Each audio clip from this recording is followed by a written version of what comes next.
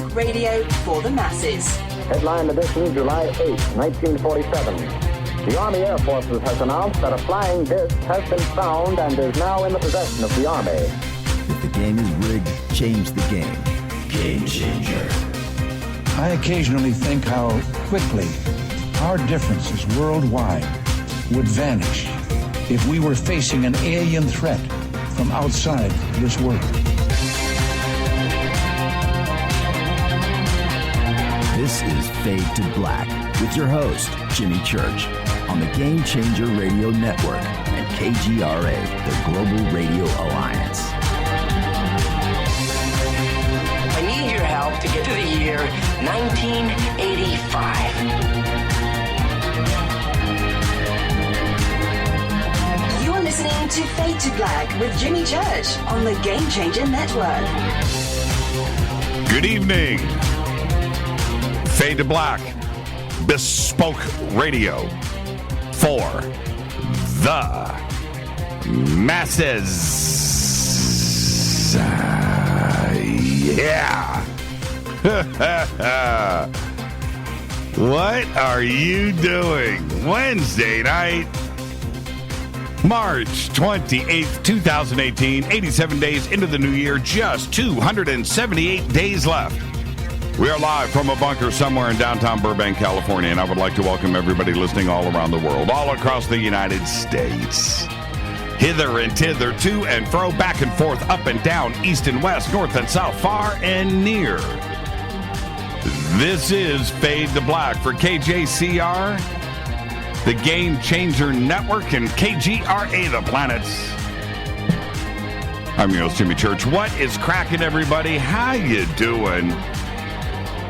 Very excited. It's always great when we do a show on ancient Egypt, right? And we knock one out of the park, and that's exactly what we are going to do tonight. We have Ed Nightingale here, and Giza Template 2.0, and his research and everything is just absolutely fantastic.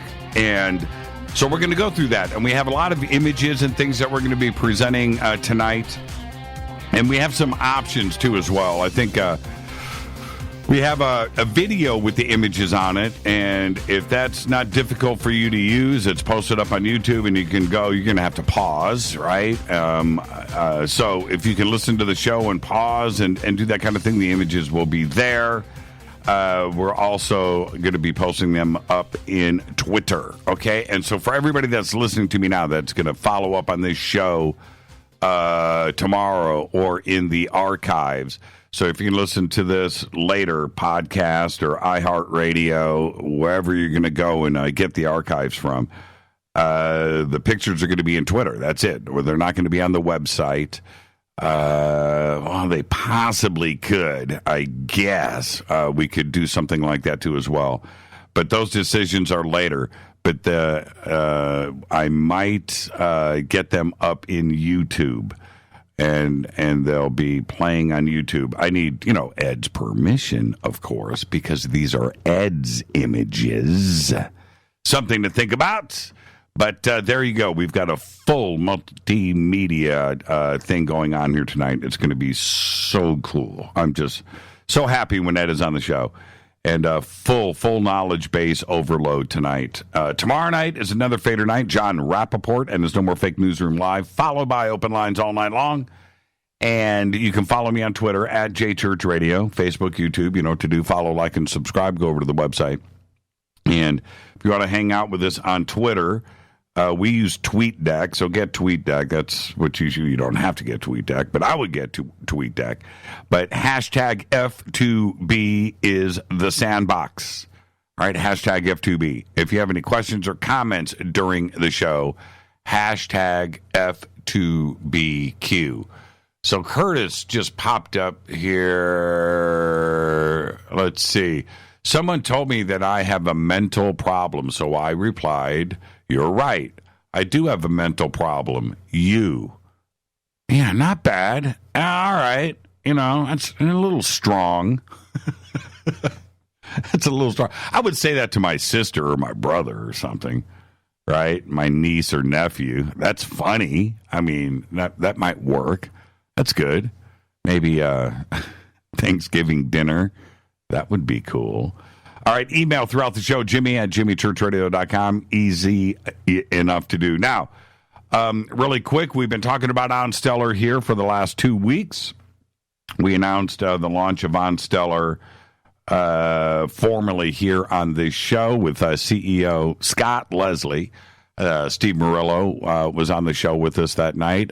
Dash, our VP, was also with us that night, and we announced it, and here we are now. 2 weeks later, we're on the eve of the ICO, which is kicking off tomorrow in just, are you ready for this? 11 hours. 11 hours, the ICO kicks off, and that's it. The world is about to change. OnStellar, and this is for our community. Everything that the amount of sweat equity and what we have put into this for you guys, it's just, talk about a game changer. Well, OnStellar is just that. So we are just 12 hours, 11 hours, 53 minutes away from the ICO. I cannot believe it. So that's going down. And if you haven't registered yet, there's a timetable here for OnStellar, a schedule of things.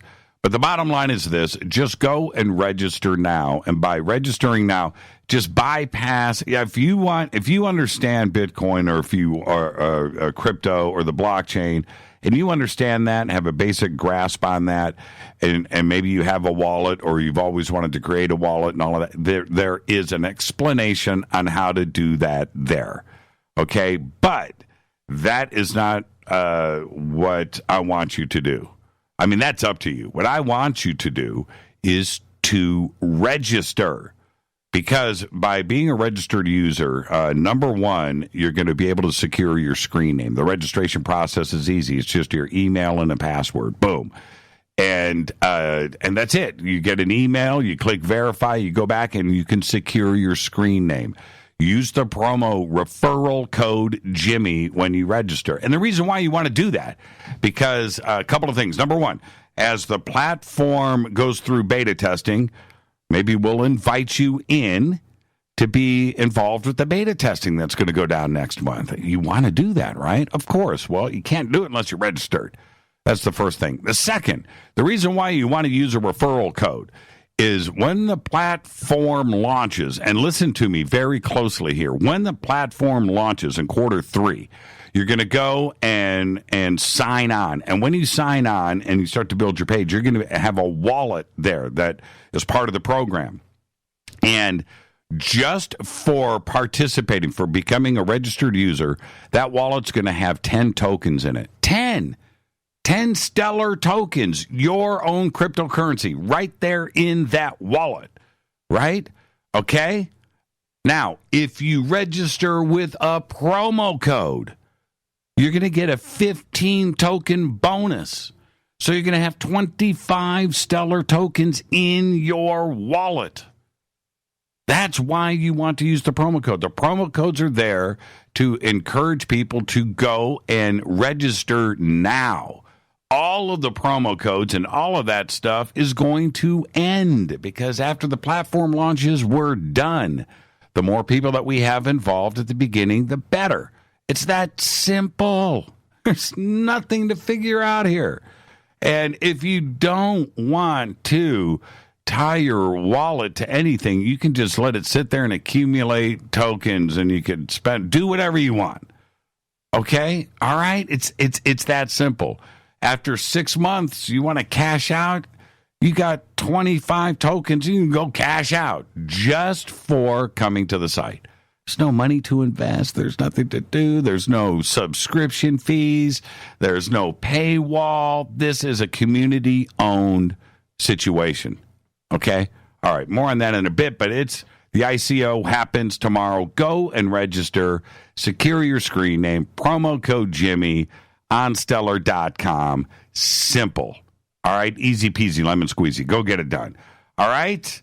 All right. We'll talk more about OnStellar tomorrow night for sure. The E-City Roadshow is going up the west coast of the United States. Click on the banner at jimmychurchradio.com. You will get their schedule and details. Go hang out with Ashley. Teresa Yanaris just sent us, hey, Rita, get up Teresa's little thing that she sent us today, her banner and stuff. So if we could, let's get that up for Teresa. We'll definitely do it tomorrow night. But it looks really cool. And Ashley is part of this. So we'll get that out there to you. And the banners for that are over at jimmychurchradio.com. Getting text. Oh, man. I love you guys. You guys are the best. All right. E-City Roadshow, and the banners are over at jimmychurchradio.com. Our next event is going to be June 1st through the 4th. Contact in the Desert in Indian Wells, Palm Springs at the Renaissance Resort and Spa. I was talking to Freddie Silva today. He's on his way over to Scotland to do some research. He's going to be speaking at Contact in the Desert. We're going to have him on the show next month, or first week in May. We're already in April. Today's the 28th, right? Okay. So, but he is so excited about Contact in the Desert. And Freddie Silva is one dynamic guy, and you're going to want to go check it out. It's the best speaker list ever, and Freddie Silva is going to be there at the Renaissance Resort and Spa. So click on the banners over at jimmychurchradio.com. And our event, which is the Soul Tech Gathering up at E-City Ranch, it's this August 9th through the 12th. SoulTechGathering.com. Tickets are going fast. We're only selling 300 tickets. That's it. And I've told everybody, don't think we're going to sell 301, 302, 303. It ain't going to happen that way. It's 300 tickets. That's it. So go and get your tickets now. SoulTechGathering.com. Click on the banners over at Jimmy Church Radio. And don't forget about our podcast. We have over 825 archive shows, just $2 a month. Help support the show right there. And, of course, our membership section on the site. Get the Bunker Cam. Hello, everybody on the Bunker Cam. Commercial-free downloadable archives. You can even get autographed shirts and hats and all of that fun stuff. And a private email to me. And you can ask any fate or not that has got that private email. I answer them all. Okay? All right. Arby's. Why would you send an Arby's picture? I'm trying to figure that out. Okay, that's interesting. Looks like a UFO. Okay, now, yeah, where am I at? Oh, yeah. Let me back up. Let's get the show cracking, by the way. We've got a lot to do tonight. Happy birthday to today. Nick Frost is 46. Shaun of the Dead. Yeah, Nick Frost. Vince Vaughn today is 48.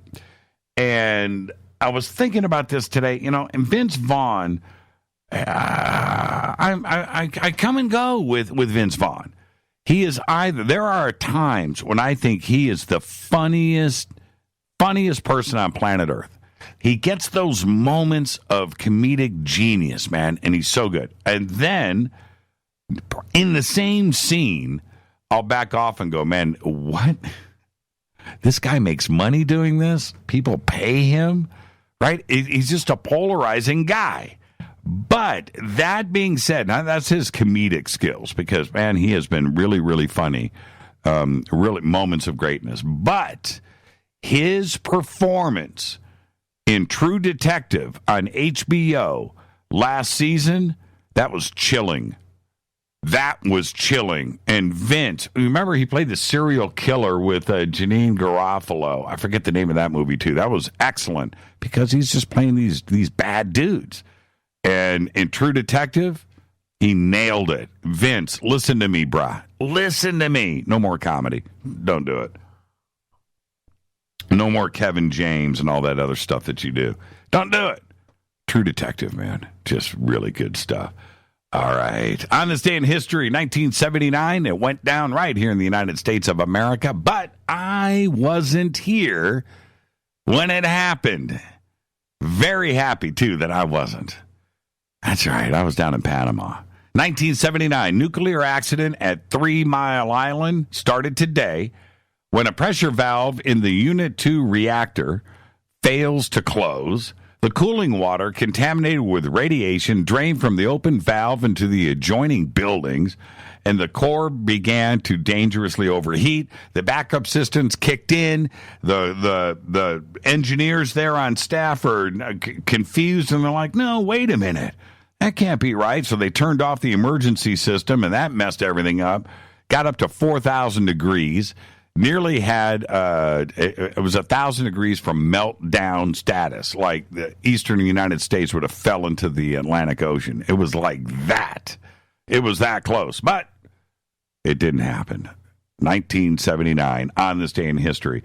Fader fact. Okay, now here we go. Do you use my fader facts? Do you use them in public? Do you write them down? Do you share them with friends and family, co-workers? You should. You are the smartest person in the room if you are armed with my fader facts. You can go back, compile a list over the last few years, all of my fader facts, and think about it. You would be the Alex Trebek of your office. That's right. And especially with this one.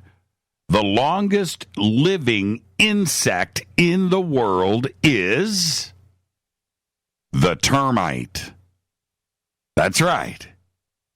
The termite queen lives longer than any other insect. How long? Wait for it. Over 100 years. Yeah. Now, this is what's crazy. The termite queen has outlived every researcher that was researching it. They can't get to the end of the life. Think about that for a second. That is nutty crazy. That's a fact. That's a fader fact.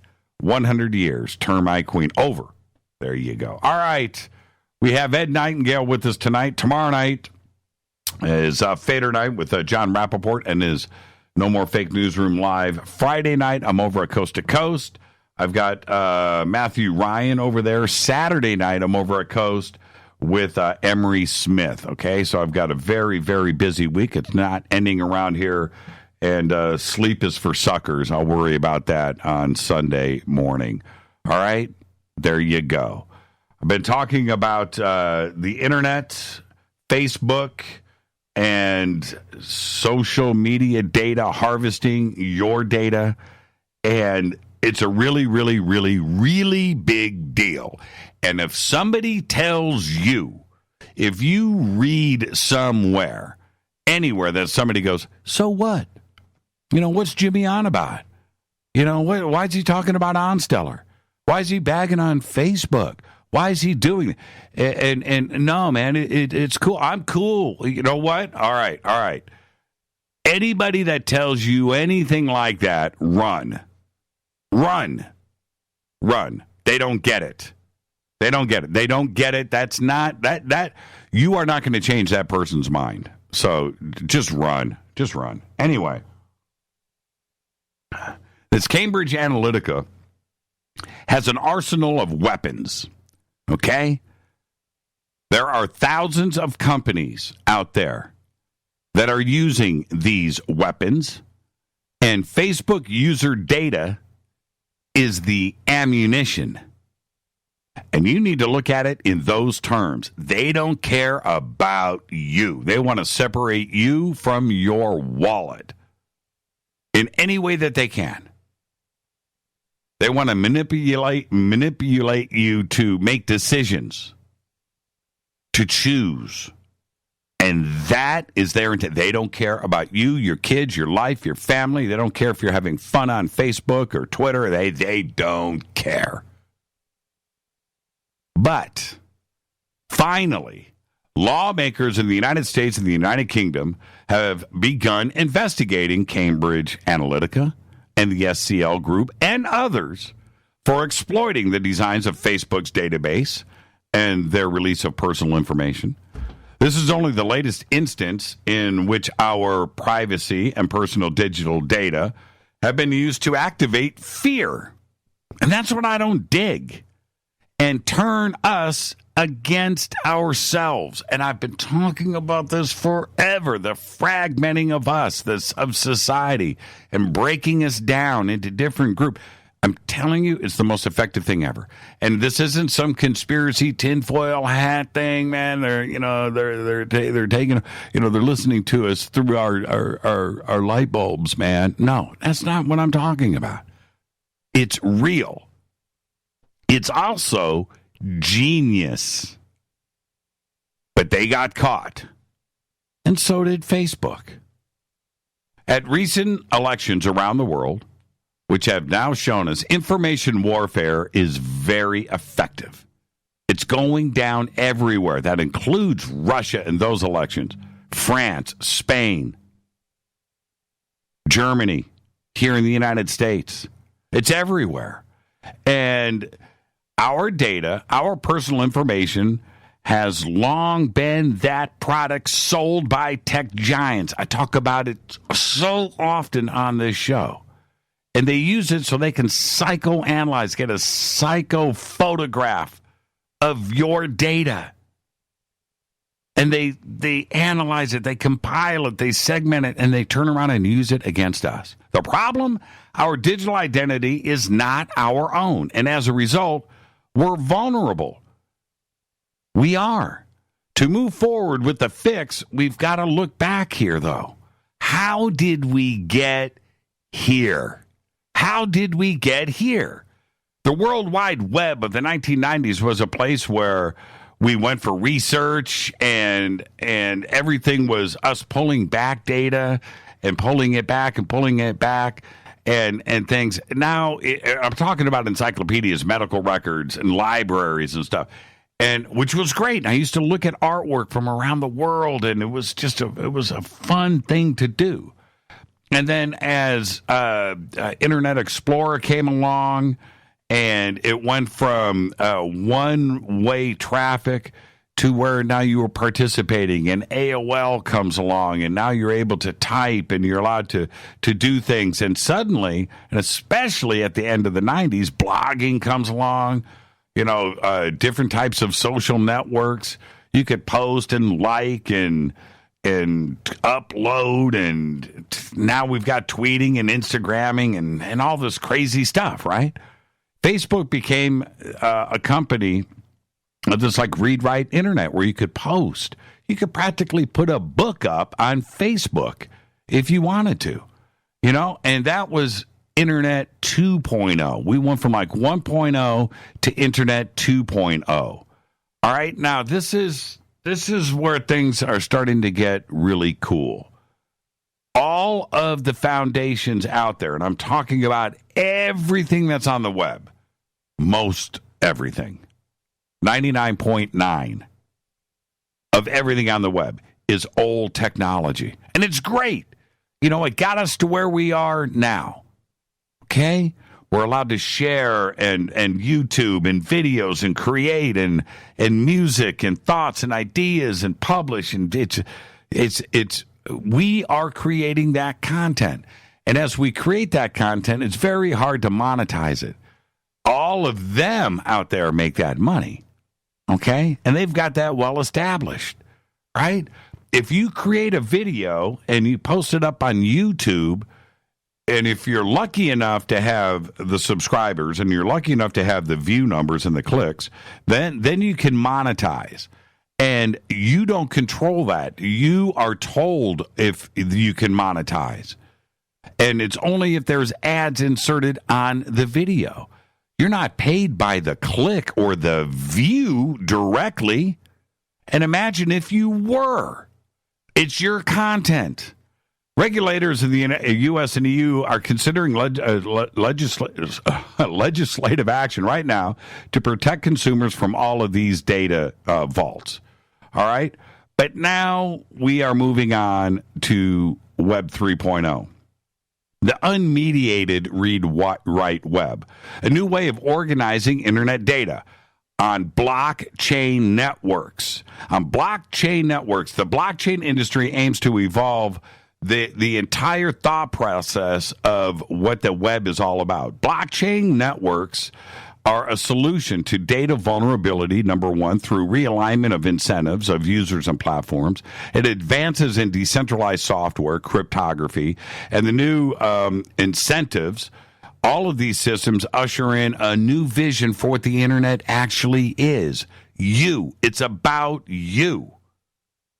Right? On blockchain networks, user data is owned by the users. And you are giving the platforms permission. That's it. It's not the other way around, them giving permission to you. The new system employs this decentralized computer network as the back end to applications. It's the foundation of everything. All of this, no single entity controls your access to the information. And all of this is what OnStellar is about. Blockchain is being used for decentralized application logic today, and other protocols are working towards a decentralized storage, decentralized bandwidth, decentralized heavy computing. Decentralized applications, DApps, are built on top of a blockchain infrastructure. These applications are platforms with a symbiotic user relationship, and tokens are issued to users to formally align their incentives with the platform. It's that simple. These little internal smart contracts between the DApps and their participants are transparent. They're enforced on the blockchain in open source code. I'm telling you, this new thought process, this new paradigm, and you know I love using that word, it's a self-sovereign identity system. You can give it gives you access to your entire digital identity. Instead, it's the opposite. You're pushing your data out to trusted sources, not the other way around. We're pulling your information from the platforms who own it. They own your digital data. This is Internet 3.0. Many Web 2.0 platforms began with good intentions, and I understand that. And I said it. Facebook used to be fun. All right, it turned into something else. It turned into things like Cambridge Analytica. It just got bad. It got foul. Now we have a way to fix it. And all of this, I'm telling you, this is Internet 3.0. All of the platforms out there, and it doesn't matter who it is, can be built on the blockchain. A decentralized internet. And I'm telling you, it's the future. The man ain't happy. It's crazy. Space Ghost just says, where's the transparency here? Because it sounds like Jimmy is financially involved. No, you are financially involved. There's nothing to disclose here. I just disclosed everything. You sign on. Space Ghost, listen to me. You register. You get tokens in your wallet. It's not the other way around. You need to stop this train of thought. And for anybody out there, most get it, but somebody like, I don't know who Space Ghost is, right? I don't. I'm just looking at this tweet. But this is somebody that hasn't gone and watched the video, read through the white paper, looked at all of the information out there. All of the tools are there, just like what I just said to you right now. It's all so simple. And if you can't wrap your head around it, go and wrap your head around it. Right? And that's it.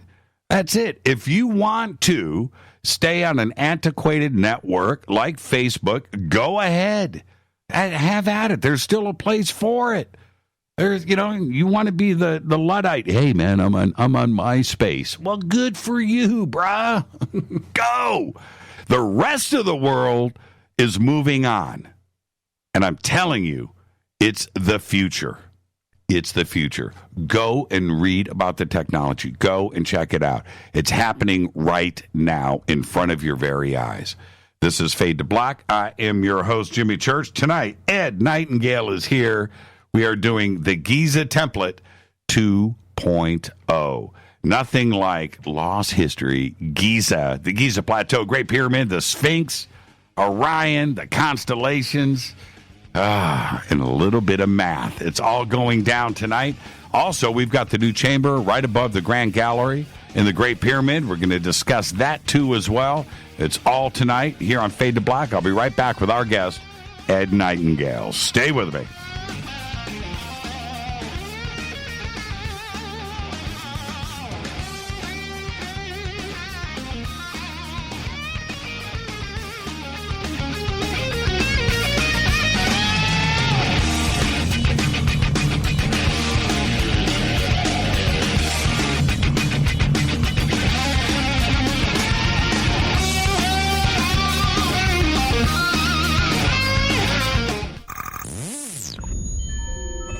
You're listening to Jimmy Church, Fade to Black. Fade to Black will now pause for alien identification. The station that talks the net. KGRA Radio. When you take the beans from Central America with dashes of Indonesian and African mixed in and then roast it to the dark side of Fade to Black, you create the ultimate brew of fringe. Introducing the Fade to Black blend from River Moon Coffee. Yes, River Moon's darkest customized roast was created for the love of Fade to Black.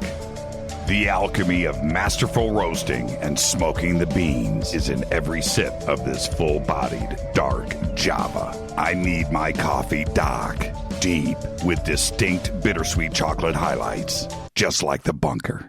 Leaning further into the darkness of the roast is Fade to Black blend from River Moon Coffee.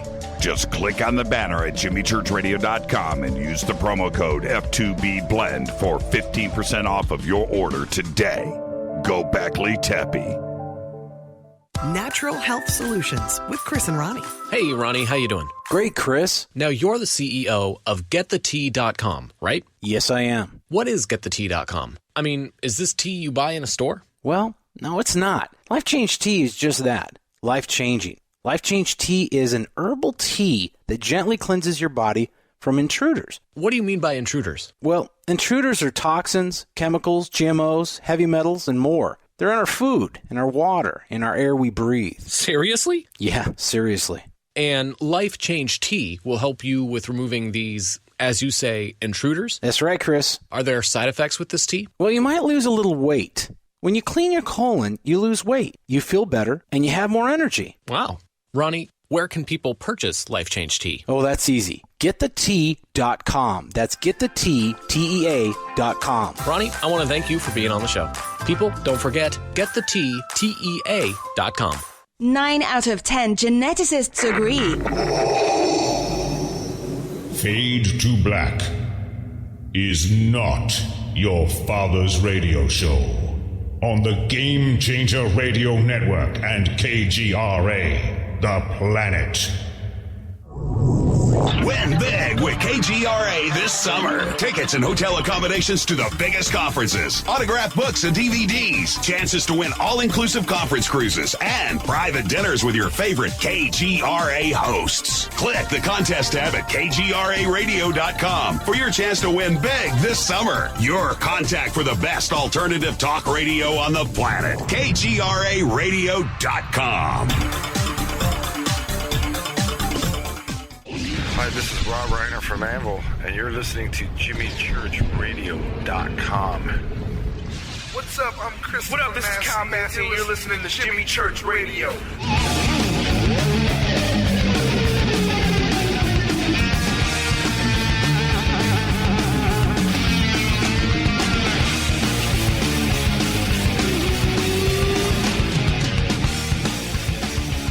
All right, welcome back. Fade to Black. I'm your host, Jimmy Church.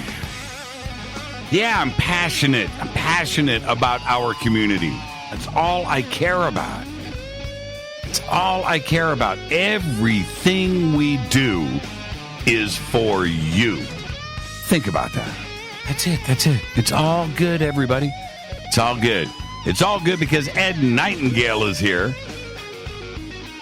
His book, The Giza Template, it changes things. The Leo Orion Relationship explains all of those significant astronomical aspects of the Giza Plateau. Tonight, we will discover the latest secrets of the Great Pyramid of Giza, the new chamber above the Grand Gallery, and how it is designed, what information it contains, and more importantly, why it was necessary to create this incredible repository, followed up by the evidence of the knowledge of the template being used in architecture, great works of art, symbolism, and from the days of its construction to the days right now of today. Now, this is the deal, everybody. We have got a bunch of images tonight that we are going to be doing in a multimedia type format. Those will be posted up on Twitter, and I would like to welcome back. So follow with us. They're all numbered. and we'll get through this. There's a lot of information we're going to go through tonight, and I would like to welcome back to Fade to Black, Ed Nightingale. Ed, good evening, my man. How are you? Hey, brother. How you doing, man? Good to be back talking with you. See, this is the deal, Ed. You sound sensible. You sound like somebody that I would like to go and just hang out with and drink and talk Egypt all night. That's likewise. Right? Yeah. It's all right. Yep. All right. So hold on. Let me go over to my little refrigerator here in the bunker. I'll get. I've got some moonshine in there, and I've got a shot glass, and we can actually do it tonight. But and that's when you were on the show with us last time. The feedback that we got from the show, and I know you got the same feedback, but and I've talked about you so much since then, both on air and privately with people, that your work and your vision and how you are able to see through this. I want to ask you, when you put an image in front of you, some satellite image of Giza or some layout, right, of the plateau, what are you seeing? Are you seeing colors? Do you go into another zone? How are you able to figure out what is going on? A sixth sense, if you will. Well, I do kind of get into the zone, actually. I sit there. I put a tremendous amount of work in this. And when I get looking at, like the architecture at Giza there, the layout and everything, I just study the lines are there, okay? They're already there. The designers put them there. So, the more you observe and look and retrace their steps, and you try to understand, why they put that there or whatever. Once you figure out where the center point or the starting point of the thing is, it really falls together quite nicely. But yeah, I do spend a lot of time just really looking at things from a proportional aspect. I look at angles. Where is this angle pointing? Why is it on an angle? And just try to, step by step, try to really recreate what they were doing and put myself in their mindset and try to figure out what they were trying to accomplish with this, unbelievable architectural complex there. And that's really how I do it. I just do a lot of studying, and I measure. I'm adept at that, I guess you could say. And it took me years. I've been working on this since '96, '97 when I actually went with John West, and I missed the guy there too. John recently passed there, as we all know. And yeah. Really sad for that, but he really sparked me. I really don't know that he fully understood the magnitude of his influence on me, and this is really, I dedicate a lot of this work really to him. If it wasn't for him, I wouldn't be here today. And that goes for all of us. I've said that so many times, Ed, and I go back so far and I think about it now to 2003 when Magical Egypt was first released, and that's 15 years ago. And the way that he presented his stuff, because I remember the Sphinx documentary when it aired, and I watched that on TV, and it was cool, it was groundbreaking. But when Magical Egypt really changed me, and it did the same for so many. His influence on so many, it can't be measured. It just can't. And one of the things that he talks about so much is the symbolism that is there, and the way that these different temple sites were constructed. And I get that, and I understand it. But when we take it to the next level, like you have, Now we are suggesting that there was a high degree of mathematics involved, and I mean a serious grasp on mathematics, because your mathematics work. But that's today, right? Well, if it works today, that means it worked back then. Where did they have this grasp of mathematics going back as far as, even if we go typical dating, 3000 BC?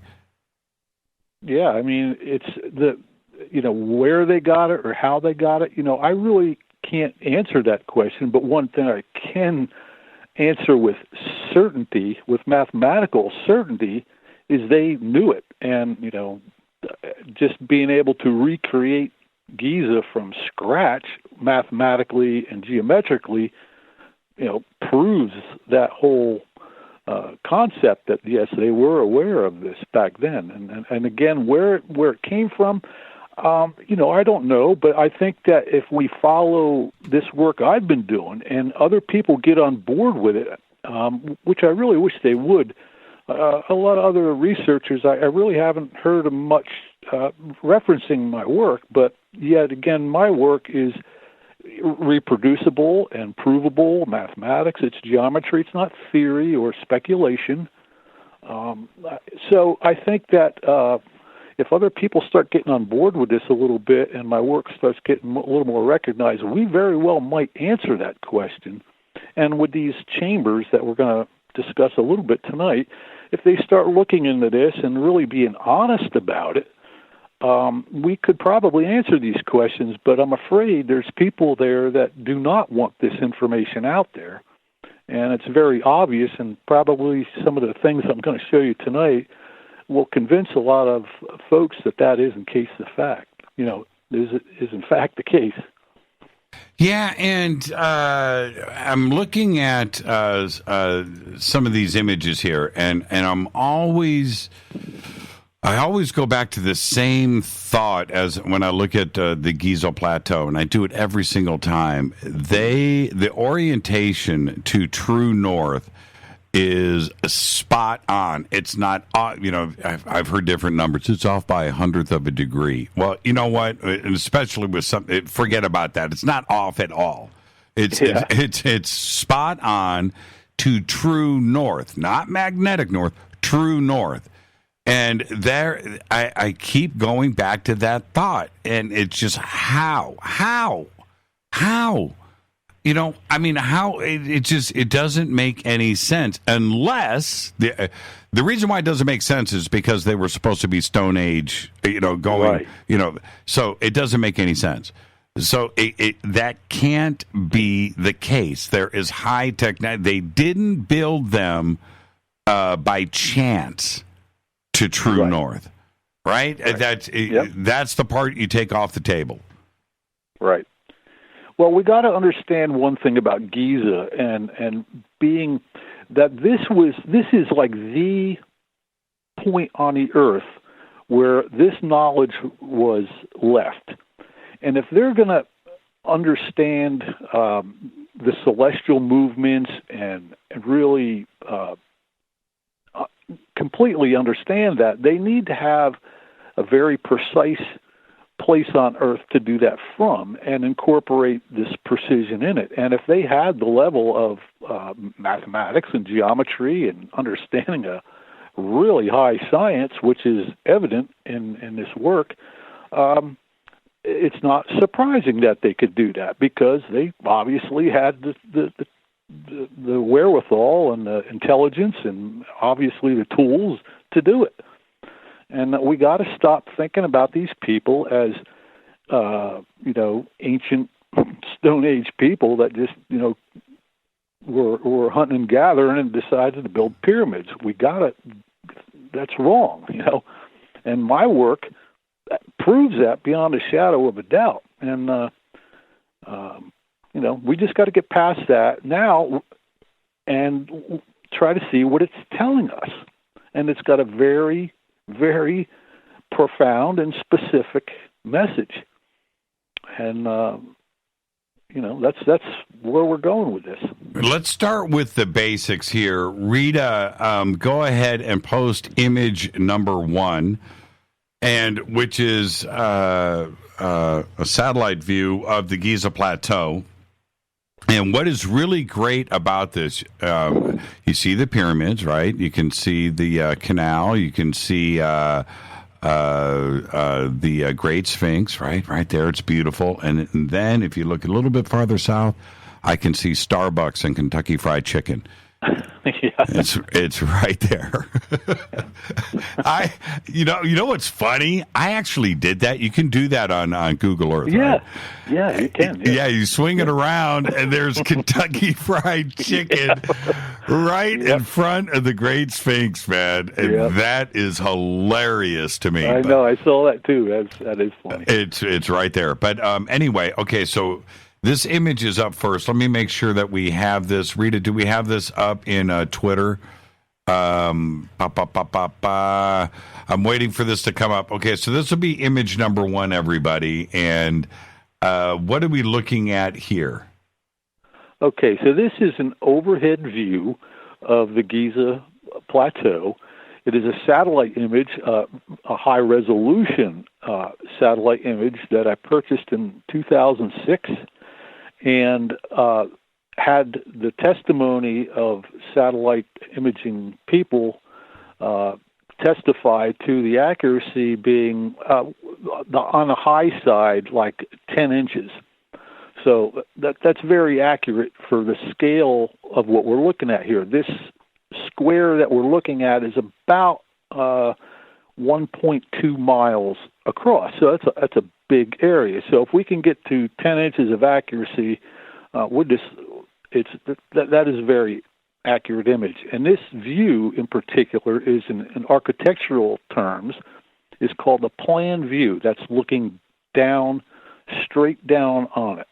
And that's one nice thing about this particular image is it is taken right directly above Giza, so there's really no distortion. We can see that the center of the pyramids look in the center of the square, so that means that we're right above it. Yeah, and there's no good image. Yeah, there's no what do they call it? There's no stretching of the sides. Everything is square here.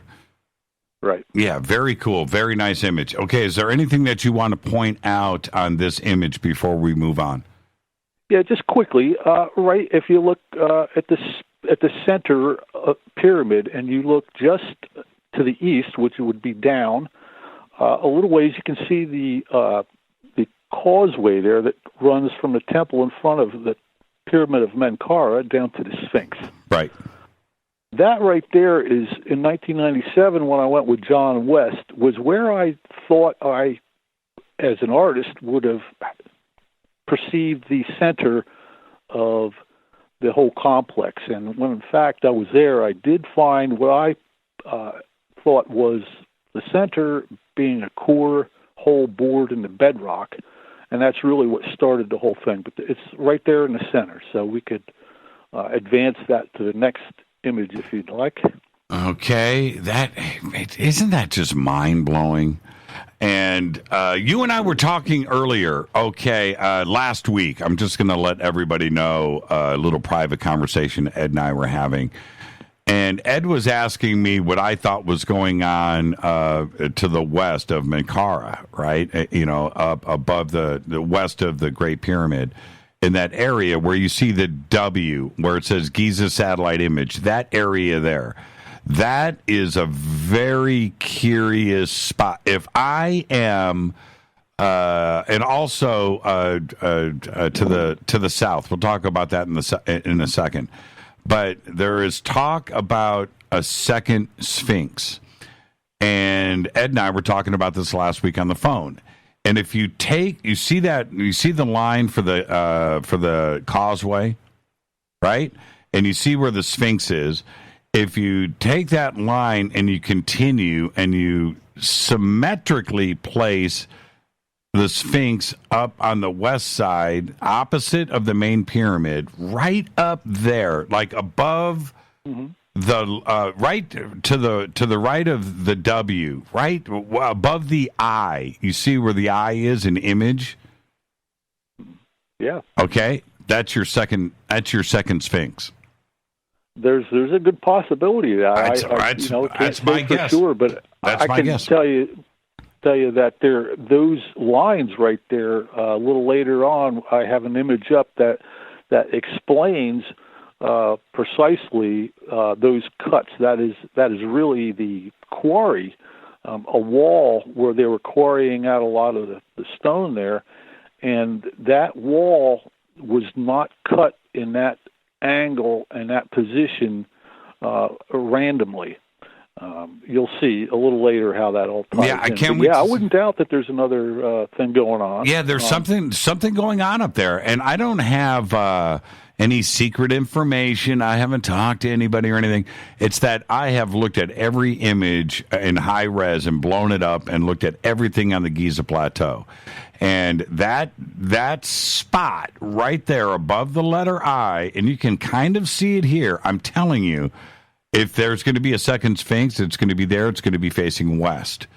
And I've always pictured it as a symmetrical placement because the Sphinx is off-center, right? The causeway is off-center. It's not lined, it's not directly east of the center of Mankara, right? I've always found it curious that it's off. Well, if you do the same thing and you go to the west side, suddenly there's this weird shape right here. And you can see it clearly in this image. So if I had all the money in the world, Ed, I take a vacuum cleaner and I go and I suck all the sand out right there. And the fact that you mentioned that there's a quarry there, well, they did the same thing around the Great Sphinx, didn't they? Right? Yeah. They quarried that out. And the second area that I find curious before I get off of this image, and I want to talk to you about this too. So if you go southeast, right, and you see the big beige sand area where it's just sand, right there. That to me is something that needs to be investigated. I think something's buried there, and it's the whole depression is full of sand. Everything else here on the Giza Plateau has got something built on it, right? They've got excavations going on all over the place and digs, and it's everywhere, except for right there. And there's something there, and it's buried in the sand, and they won't touch it. Every place else has got something going on, right? And you can look at it in the satellite images. I think there's something here, and in other areas too, but that right there. All right, let's go to image number 2. Let's see here. Hold on for a second. Rita just posted it. Let me get image number 2 up here and retweeted. Take it away, Ed. What are we seeing here with image number 2? Okay, what we're seeing is that same image, and we're looking at what I just described to you as the center there. If we go to that same point at the center, and we were to look due north, right, and that would be just west of the Great Pyramid, looking due north, you can see north, that would be 0 degrees if we're looking at this circle in degrees. Now, if I stood at the center of that circle facing due north, and I turned around 259.20 degrees, I would be looking directly over the head of the Sphinx.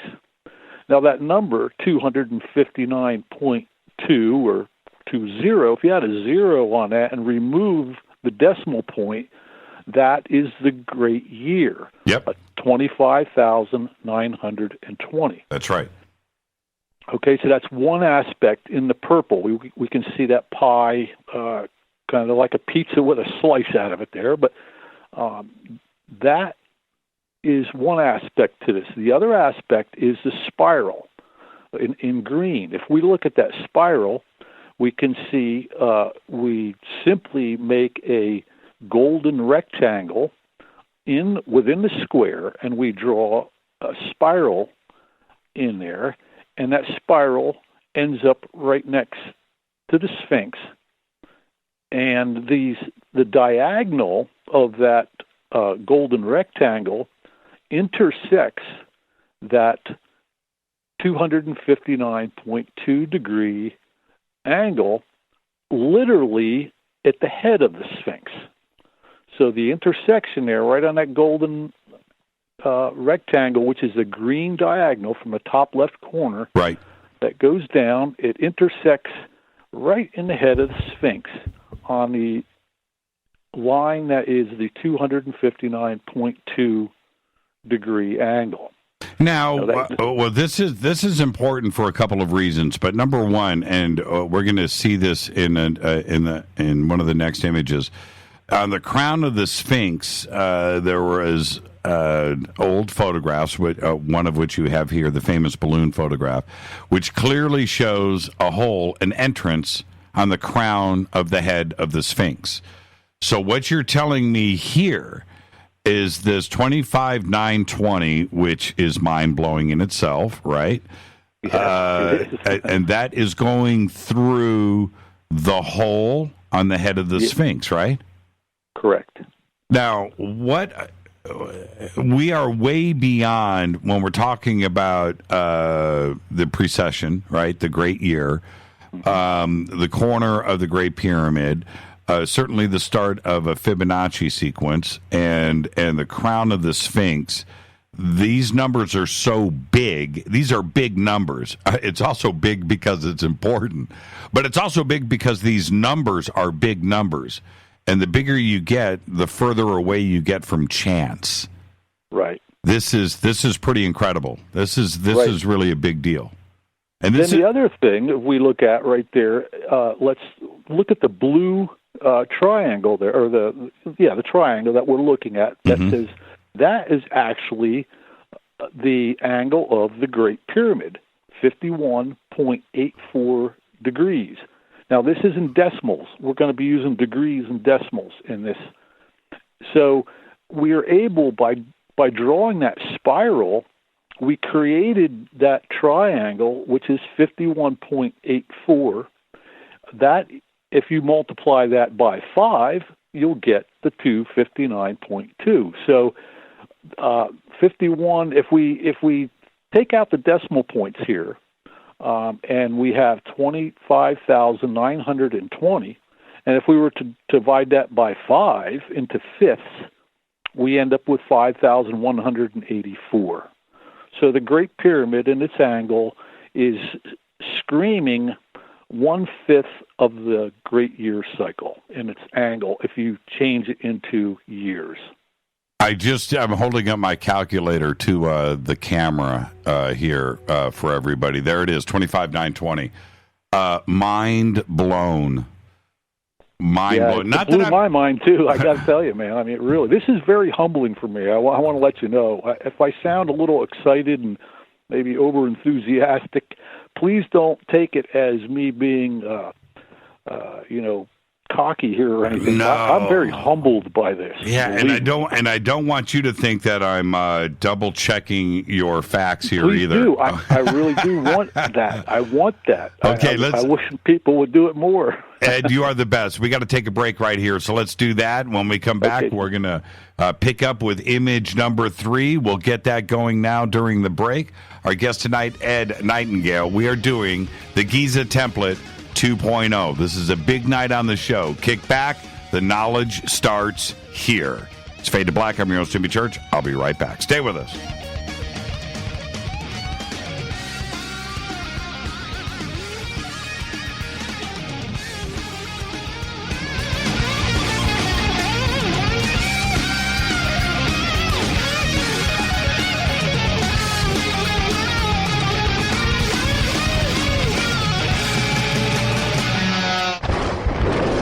This is Fade to Black with Jimmy Church on the Game Changer Radio Network and KGRA, the Global Radio Alliance.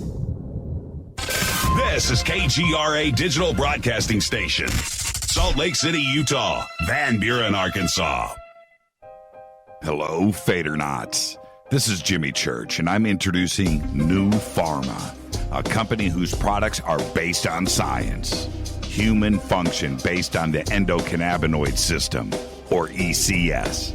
New Pharma firmly believes in this science, and their research indicates that support of the ECS provides the beneficial effects for a healthy lifestyle. New Pharma's science includes relief capsules for pain relief, sleep capsules, which are natural support for occasional sleeplessness.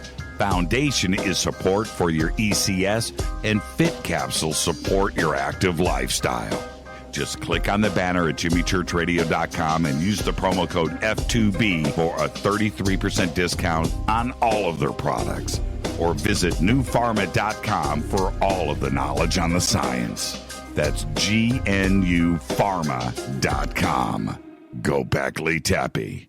Hello, I'm Katie, and you're listening to my main man, Jimmy Church, on jimmychurchradio.com. Hi, this is Ray Hobbs here, repping the planet, and you're listening to my good friend, Jimmy Church, Fade to Black, on the Game Changer Network and the KGRA digital broadcast station. This is Toby Kebbell. You're listening to jimmychurchradio.com. Don't hurt me, Jimmy. I'm only little. Hey, I'm Adrian Grenier. And this is Ari Gold. We're the Honey Brothers. Yes. We are of the Honey Brothers. Hey, I'm Adrian Grenier. And I'm Ari Gold. We're the Honey Brothers. And you're listening to Jimmy Church. The Revolution. Ancient Life Oil. Life-changing. The real oil. CBD is truly ancient life oil from the source. This oil has no psychoactive effect and is also legal in all 50 states. When you're healthy, you're happy. The truth about this wonderful plant is that it wants to give back to mankind life, longevity, and happiness. Ancient Life Oil are golden grade, all organic, non-GMO, and infused with high-quality liquid coconut oil. It's simple. Just go to ancientlifeoil.com today. That's ancientlifeoil.com. The best, purest, organic, and non-GMO CBD in the world. Go back, Lee Tappy. The statements made regarding these products have not been evaluated by the Food and Drug Administration. These products are not intended to diagnose, treat, cure, or prevent any disease. Please consult your healthcare professional about potential interactions or other possible complications before using any product. This is Micah Hanks of the Gralien Report, and you're listening to Jimmy Church on Fade to Black, across the globe on the Game Changer Radio Network and the one and only KGRA Radio, The Planet.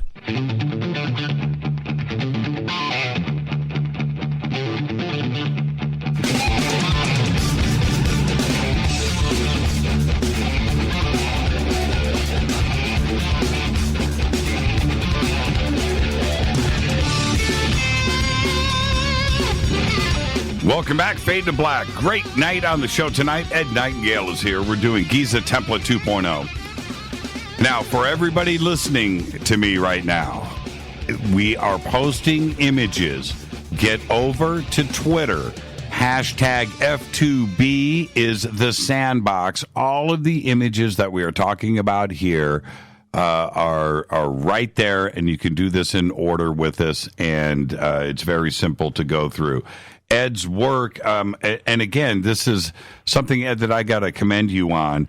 The math can be daunting. Thank goodness you've already done the math, but it's also so clearly represented, and the audience understands what the great year is. They know about the precession of the equinox. We talk about it all the time. They know about the Sphinx. They know about the Giza Plateau. They know about the causeway. They know, we talk about this so much on this show, that your presentation here is very easy to digest. So I want to thank you for that. And going through this is a mind-blowing show, one that people will go back and watch over and over again. Do I have your permission to use these images for a video tomorrow for this show so everybody can follow along? Absolutely, Jimmy. And I also put these images are up on my YouTube channel, the Giza Template YouTube channel. So if anybody needs to view them, they can also view them there. Sure, and you absolutely have my permission. Yeah, thank you so much for that. It's just this is important stuff here, and what I'm trying to do is push the envelope and get the man to shut us down. So let's see how far we can push it, man. We might. That's happened before. I know, right? I know. Okay, image number 3. Now we're starting to break out some pretty heavy stuff here. We've got image number 3 up on Twitter. I'm looking at it here. Take us through it. Okay.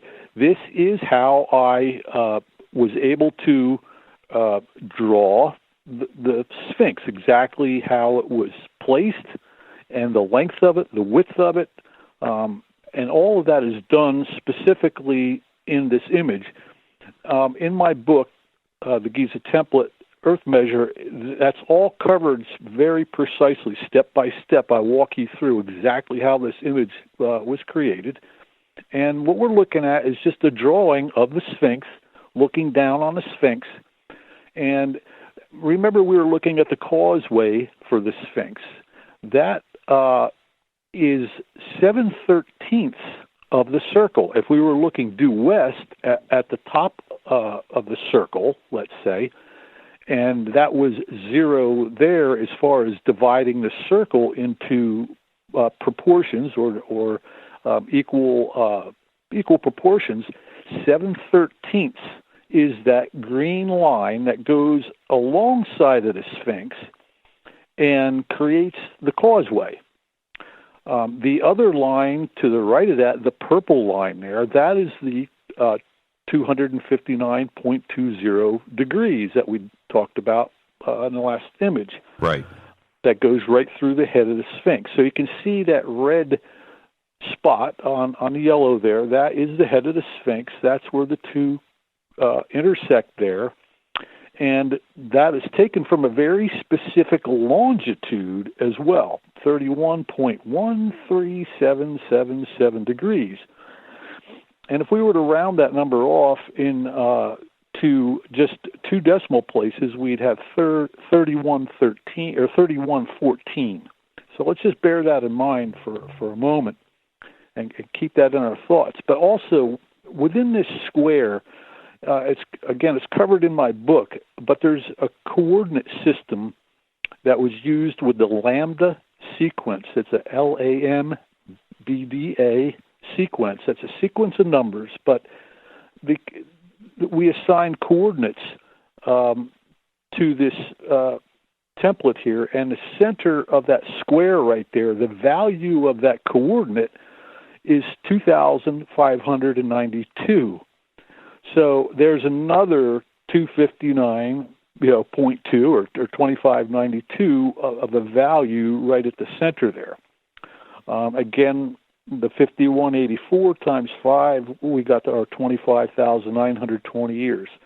So it's very clear here that the Sphinx was telling us to look at the great year. It's looking at this. This is a major piece right here. And the spiral also plays into this. But that pretty much covers that. Any more information is covered, again, step by step in the book that you'll be able to easily, I think, comprehend. And it's tremendous information. And when Randall Carlson, our good friend, right, Randall? Yeah, when Randall. Exactly. And when he takes you through his sacred geometry presentation, where he starts with a cube, and takes off and ties everything in known to man to 2592, 25920, and how it divides up, and we always come back to the great year. No matter how it doesn't matter what you start with or what you end with, we come back to this. And here we are in its very basic situation here of the plateau and the Sphinx, and here we have 25,920 again staring at us in the face. Yeah, that's exactly right. And there's some information on my website too that'll take that drawing there a little further. Now, if we look at the corners of that square, they also have values in our coordinate system in the lambda. The number 2592 is also actually up at the right-hand corner of that square. The number 5184 is the bottom right corner. The number 864 is at the top left, and 1728 is the bottom left. So So within that square right there, we're actually looking at two of those numbers, and 864, which has got to do with the sun, and 864,000 miles in diameter, and again the 5184. So yeah, it's all there. Very beautiful. This I cannot express the awe that I see that's put here. And again, humbling is not, doesn't even cover. No, it does not. It does not. It just does not. Okay, let's go to image number 4. And again, this is a mind-blowing image right here. One of my favorite images of all time, and waiting for Rita to go ahead and do this. We'll get it posted up. But take us through image number 4. There it is, the famous balloon aerial photograph from 1880. Right. That's just a beautiful image from a balloon. Yeah, like you said, it's from 1880, and it shows that hole in the intersection of the Sphinx's head, and the reason that's there. Now, I'm not saying that there could be something, cut in there in the chamber. We don't know for sure, but if nothing else, that was the marker for that intersection of those two very critical lines or angles. Unbelievable. 1880, and look at the Giza Plateau, filled in with sand. Yeah. They had no idea. They were just walking around, the quarries, the Sphinx complex, the causeway, all of the different temples that are there. And there's more there that we don't know about too, that is buried. But look at it right there, just 100 years ago, right? 100 years ago. Incredible photograph. So there you go. You got the 25-920 smack through the center of the Sphinx head, and the green line is what?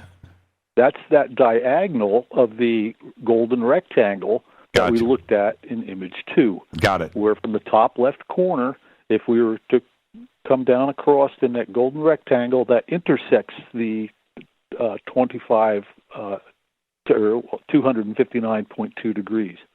Absolutely incredible. What a great photograph. So what they're showing there, let's think about this now. What they're showing there is they're saying, hey, 25,920 and a spiral.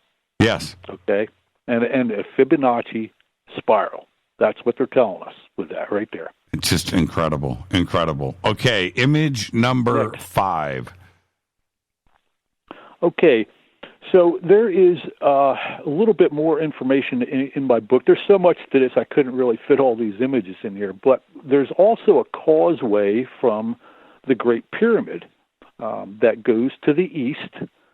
It's in front of the face of the eastern face of the Great Pyramid and goes on an angle. Now, that angle that is on, if you are looking to the west, and or to the east, and if you were, the angle is 12.212021. In other words, the date of December 12, 21, the 21st day, winter solstice of 2012. So it's a binary information given within the angle of the Great Pyramid. So that causeway is telling us to look at December 21st, 2012.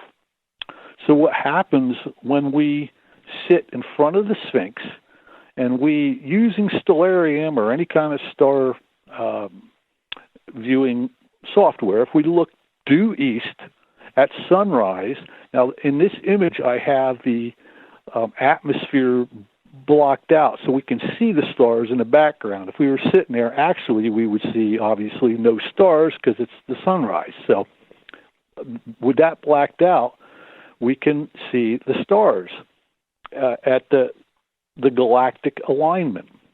Okay, so the galactic alignment, if we were putting together a clock, okay, with we would have to align that clock to a very practical and logical alignment, so we could align things up. Because what we're doing here, what they were doing with this 25,000-year calendar, they were not just measuring time, they were measuring the trajectory, our movement through space and other stars and that are relative to our view. So in order to do that, just imagine this. If we were to sit in front of the Sphinx and we were to take a picture at sunrise, there we have it. And we're looking at the sun, and directly behind that we would see the galactic center. And the constellation that we're looking directly at there is the constellation of Ophiuchus, the serpent healer, the 13th of the zodiac constellations. I know a lot, they talk about 12 constellations all the time, which is, one thing, but there's a 13th constellation that not many people are really aware of, and that is Ophiuchus. And if we look at the asterisms, now asterisms are the shapes that are imaginary lines that are drawn between the stars to make forms or objects or beings or whatever. So we're looking at Ophiuchus there, and if we look at the red line that goes from the sun, that's the ecliptic. That's the path of the sun. Okay, it's actually not the path of the sun. It's how we are spinning, but that's where we see the sun move across the sky as it goes up. While where Ophiuchus touches that ecliptic, that first part of that asterism is on a 23.5-degree angle, which is the angle of the tilt of the Earth, the Earth's axial tilt. This is no accident. Wow. And I could go on for hours kind of just on this, because what I'm going to tell you here tonight, and I can prove this, I've got every one of these done already, but they drew all this trajectory, they drew using the asterisms of all these constellations. So I can show you how all the constellations of the zodiac actually were made with this template, pointing out and mapping the trajectory of our sun, the Pleiades, in Sirius, and our origins, really. Where are we coming from? If we are trying to understand trajectory, we need to know, where are we coming from? Where are we oriented from? And I want you to think about that word, orient. And we could... I'm blown away. I'm blown away by the 23.5. Yeah, there's more to it, too. That's and I have... let's go ahead and jump to image number 6. I don't want to run out of time tonight. Right, exactly. Yeah. So let's get to image number 6. But the great year and that number and our tilt, which all has, ties in with the great year, right? Yes. All of that and the precession, all of that is stuff that we have difficulty today calculating with our computers and astronomy and everything else. You have to measure that. We're talking about 1 degree every 72 years. It's a nutty way of looking at things. But we're talking about 5,000 years ago here. Yeah. Oh, and longer, because if we go, see, this is the other thing. Let's not forget, if we go 13,000, 14,000 years back in time from us where we are today, I know this is getting a little deep, but that's half of the great year, right? Yes. That's half of what's going on, and they had calculations going back the other direction, another 13,000, 14,000 years. And it's just like, who was around back then? Somebody was, and it's a fascinating part of all of this. Okay, image number 6. Okay, image number 6. So the last image we just looked at was sunrise. So that is the major alignment of this clock that we're going to start now, and we're using a binary method to create this clock. So now, if we take, we used December 21st, 2012, so as ones and twos. Now we're going to take that day of the 21st of December, and we're going to roll the clock ahead. And if we roll the clock ahead to 12 hours, 21 minutes, and 12 seconds, when we look at the horizon, Sirius is on the horizon, and we can see Orion directly above Sirius, and not just Orion, a very specific point in Orion, and that would be the Great Orion Nebula of M42, or Orion's sword. Or maybe we could even look at this as a phallus. I think the ancient text, there is mention of that as being a phallus. Mm-hmm. We're also seeing there Taurus is the constellation right above Orion there, and the Pleiades. Now, if we see that yellow angled line there, we can see that if we draw a line from Sirius directly to the Pleiades, there's 11 degrees right there of an angle from the 90-degree vertical line. Pleiades is 11 degrees there. Now, this is all important and plays a huge role in this. We can also see that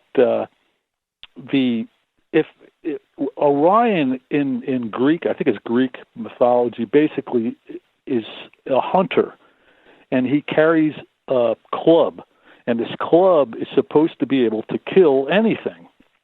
And this is kind of a loose explanation here, but in his left arm, which is there, kind of looks like a bow or whatever, but in his left hand, he's often depicted as having a lion's skin, the skin of a lion. And his right arm, he has a club that can kill anything. Right. And so the story goes in history, just to give you an idea of the symbolic representation of Orion a little bit. The two things he has in his hands are a club and a dead lion. And then, of course, we got Taurus, the bull, right there. We're looking at that all is really important stuff, all of this. And there's something even more important here you didn't mention. You can use this later in your presentation. Also clearly represented here is the greatest album ever to come out of Canada, Rush 2112. I'm just saying, Ed. I'm just saying, it's staring at me in the face. Yeah, I love it too. Yeah, no. Significance could be. Could be. Those guys were paying attention. You ever listen to some of their stuff? They were thinking. They were. No doubt about it, man. No doubt about it. This is fascinating. This is absolutely fascinating and completely binary. Wow. Yeah. That's now, incredible. what's really interesting, too, I don't have this image here, but I'll just quickly state this, that the year 0 in the Hebrew calendar, from this year of 2012, the year it was 5,773 years prior to this date was the year 0 in the Hebrew year. Oh, really? Okay. Yes. Now, what is really interesting here, well, it's not interesting, it's mind-blowing, is that the pyramid height in inches is 5,773 inches. Is that right? No. Exactly right. Is that Do the right? calculations. Okay. 756 feet with an angle of 51.84 gives you a height of 5,773 inches. This is incredible. It's not an accident. And at the same time, at that date, if we were looking from the Sphinx, what would happen there is the galactic plane, the plane of the galaxy, would be exactly straight up 90 degrees, and Sirius would be on the horizon, and the star Regulus in the constellation of Leo is rising at the exact same time that Sirius is on the horizon. Isn't Regulus pointing at the chest of the Sphinx at that point? Correct. It is the chest of the Sphinx. It's the chest of the Sphinx. See, I know. I did my homework. From our view, and that is where we're viewing from, the chest of the Sphinx. Are you impressed? You should be impressed right now. You should be like, Church, that was pretty good. That's awesome, dude. That's why I want to talk to you about this stuff. We're going to drink. I know, Ed. We will do that. Let's go to image number 7. We've got it up and posted. Okay, great. Yeah, we've got 2 minutes here, so let's get through this. Okay, this is quick. We can do this quick.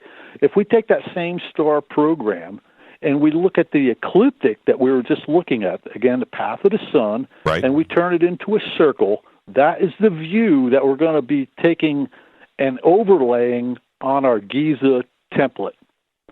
Okay. So what we're looking, we can see the sun there, and we can see the center of the circle, and we can kind of go on to the next one. Well, before we'll get 8 ready to go. Okay. But I want the audience to understand what you're suggesting here. So, if you were standing on if you were out in space and looking through this on the other side, this would be you would look through this onto the Giza Plateau. Well, actually, it's a little more involved here. What if you take a star map program, we can view things in different manner. The way we looked at it on the horizon there, that would be what we could actually see. Right. And we could see the path of the sun. But what we're doing now is we're using a very specific way of charting stars, and we are looking at the ecliptic viewed from its axis. So the center of that circle would actually be the center of the sun. The sun is at that center now. And I know it looks like it's on a circle, but that's where we're viewing the sun. But technically, this view is just like we view the zodiac constellations in astrology. You know how we see the constellations all laid out around a circle? That's exactly what we're looking at right here. Okay. And we'll show, you'll see that in the next image. Okay, I'm going to get this posted up here. This is image number 8. And Rita, get image number 9 ready. That was image number 7. We'll have image number 8 ready to go after the break. Our guest tonight is Ed Nightingale. We are doing the Giza Template 2.0. Fully interactive. All of the images are posted up on Twitter. It's an amazing presentation. It's Fade to Black. Our guest tonight, Ed Nightingale. I'm your host, Jimmy Church. Stay with us.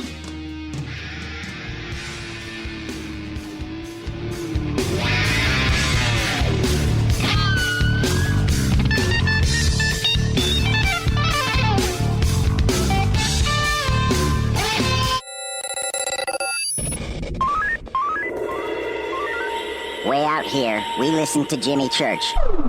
You're listening to Fade to Black. Always on the edge of the hottest alternative talk. Jimmy Church with Fade to Black. KGRARadio.com. ¿Qué tal, mis amigos? Yo soy Mario Carson, el tiburón, y los invito para que escuchen a mi buen amigo Jimmy Church Radio. ¡Claro que sí!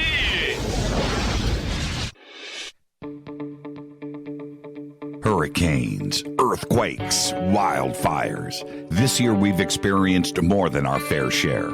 This is Jimmy Church of Fade to Black. And last month I decided to make sure my family does not have to worry about food should we get caught in a real emergency situation. Introducing Numana, a healthy, storable product that tastes so good that you'll want to eat it every day instead of just during those times of duress. All Numana products have a 25-year shelf life, are MSG and GMO free, no preservatives, and are made in America. With the Numana pack in your home, you'll be able to sleep at night knowing that you've protected your family. Not only have I tasted and tested, I own it. Now you can too. Just click on the Numana banner on JimmyChurchRadio.com and use the promo code Jimmy when you order. In addition to a discount, we'll send you an autographed Fade to Black t-shirt. Seriously, go Beckley Tappy. Do you worry a lot? Whether you're a college student, busy professional, parent, or grandparent, ongoing stress and elevated levels of the stress hormone cortisol can rob your memory, your health, and your future. Now you can combat the effects of stress and anxiety while improving your memory and recall at the same time with the dietary supplement Calm and Clever. Studies show that the ingredients in Calm and Clever reduce cortisol by as much as 30% in 1 to 2 weeks. Call 1-800-758-8746 or calmandclever.com. You listen to us, and we listen to you. And so does the CIA. KGRARadio.com. Hi, folks. CBD is the home run hitter for health right now. Why, you ask? Because of what it does for the body. Unfortunately, I can't tell you all about the benefit. You know, there's reasons. Do your due diligence and log on to ancientlifeoil.com. That's ancientlifeoil.com. Ancient Life Oil uses organic ingredients and is blended in coconut oil for some of the best benefits. Legal in 50 states and non-psychoactive. Log on to ancientlifeoil.com. That's ancientlifeoil.com. You are listening to Fade to Black with Jimmy Church on the Game Changer Network. Oi, oi, I'm Reese Evans. You're listening to Jimmy Church. This is Revolution. The revolution will not be televised. The revolution is on radio. Ciao.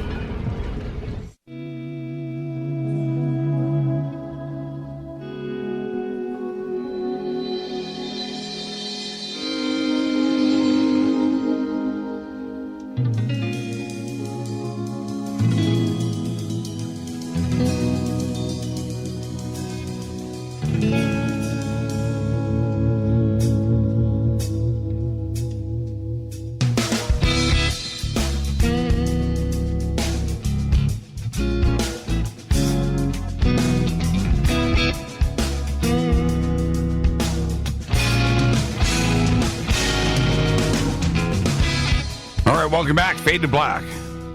This is a show that you're going to watch over and over and over again. Our guest tonight, Ed Nightingale, the Giza Template 2.0. The importance of the show cannot be, it cannot be stressed enough. So here we go. Now, Ed, just for Curtis said, we've got to go back, man. We got to go back to image number 7.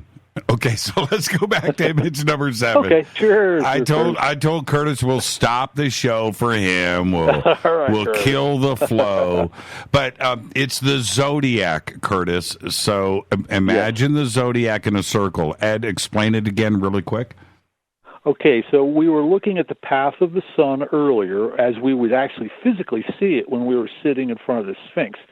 Now what we're doing is we're taking the star imaging program and we're zooming way out and we're turning it. So instead of looking edgewise on the ecliptic, we're seeing it in a circle. Therefore, at the center of that is the center of the ecliptic. So we're looking at it from the center instead of the edge. That's about as simple as I could put that. Now, if we go forward, we can see. It'll explain as we go forward here. Okay, so now we're up to image number 8. Curtis, you can let me know on Twitter if that was good. And if you need us to back up again, my friend, we will, okay? The next one will even be better, number 9. Okay, 8? Well, 8. Yeah, we're on number 8. We've got Regulus right here. We're looking at Leo. Go ahead. Correct. Now what we did was we took that image and we overlaid it on our template, and we aligned Regulus with our Sphinx. Now there's some more technical information that goes like 2 and 3 and 4 and 5 different alignments that actually happen here. We don't need to get into that, but this is a very precise manner in which this is placed on there.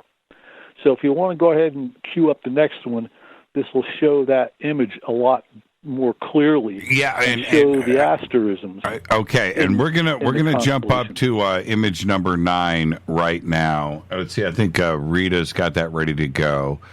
So let me see here.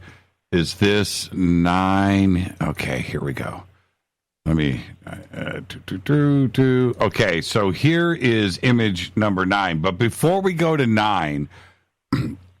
Everybody look at the original image going back to image number 2 and image number 3 in this presentation. If you go back to 2 and look at 3 where the Sphinx is and the Fibonacci and the spiral where it starts, the crown of the Sphinx, the top of the head, and everything that was laid out in the beginning. Now we come up here to 8.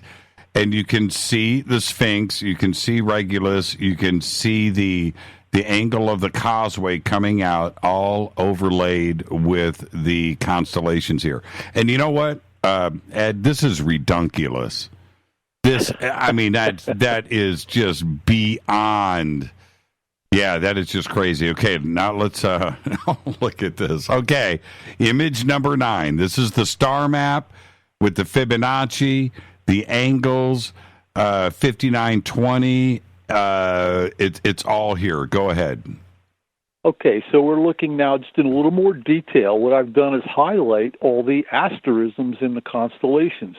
So we can see the constellation of Leo, and I want everybody to really look very closely at this and just look at how the asterism of Leo, the lion, look how that is placed within the spiral and other geometric markings there, the center line of the square or the circle there, the one that runs east-west, the head of the Sphinx is right on that.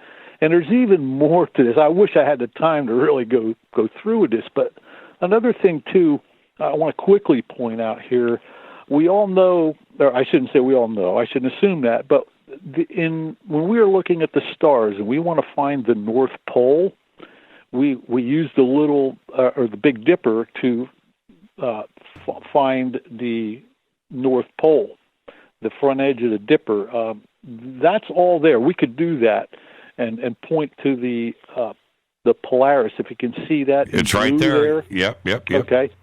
Well, the front edge of the Big Dipper points directly to Polaris, and if you draw a line in the opposite direction, it points to the 25,920 on the circle there that we initially talked about.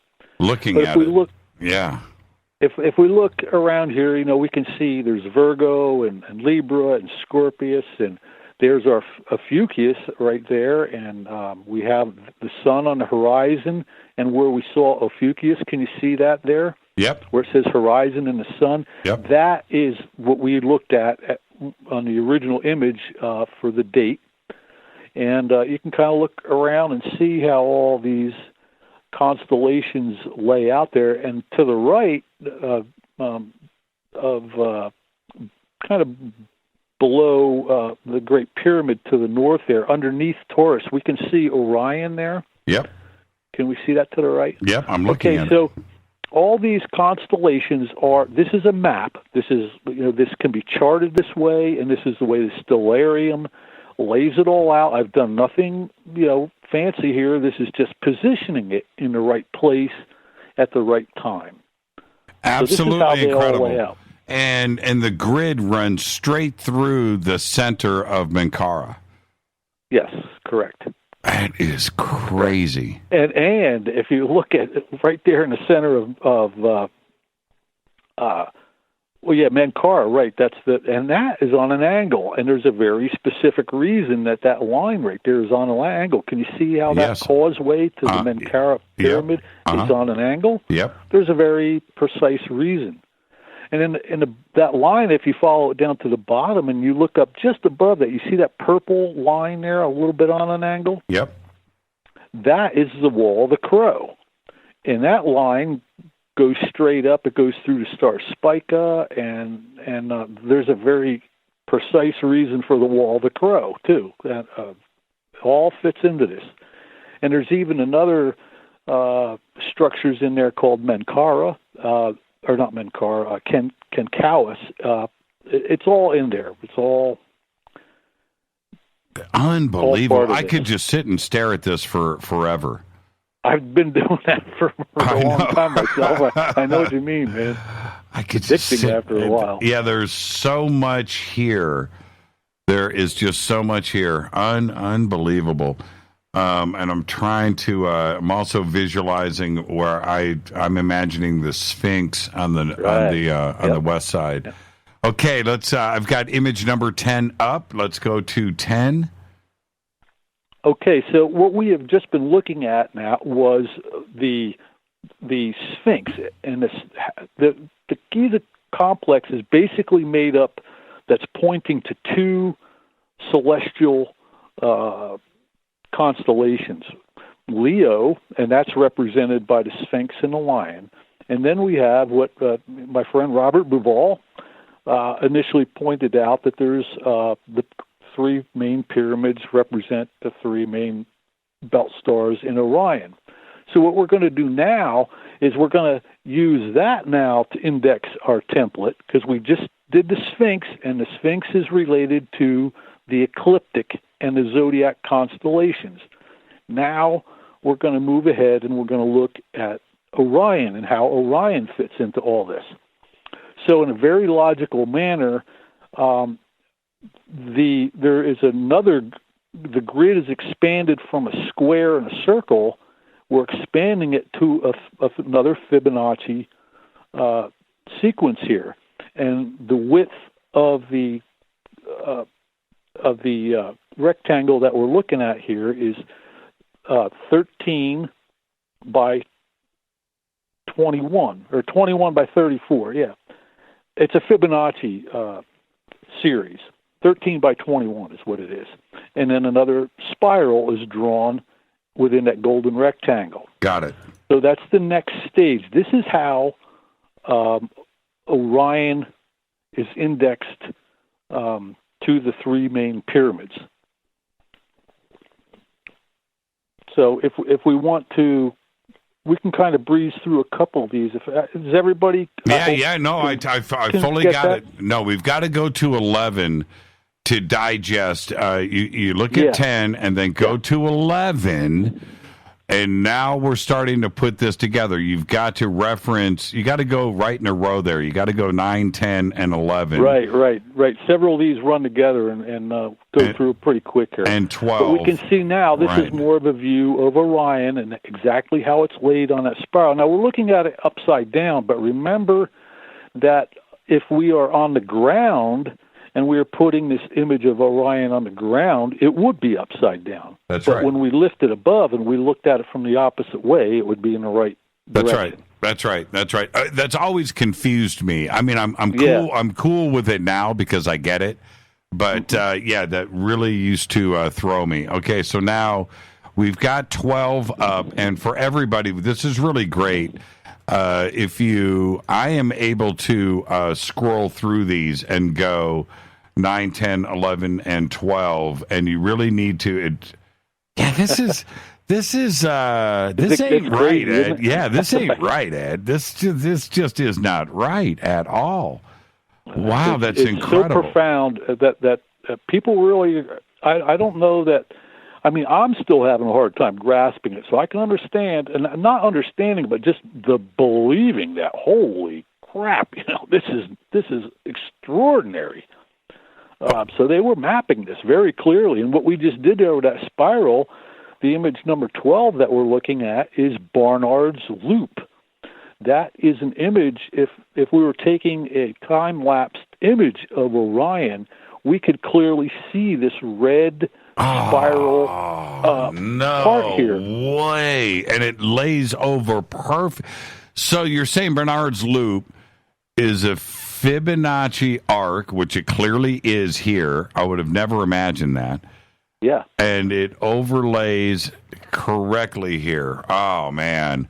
Yeah, see, what they were doing is they were mapping this spiral. Now, we'll get into this a little bit more here. What this is, that spiral, what that is ionized plasma gas.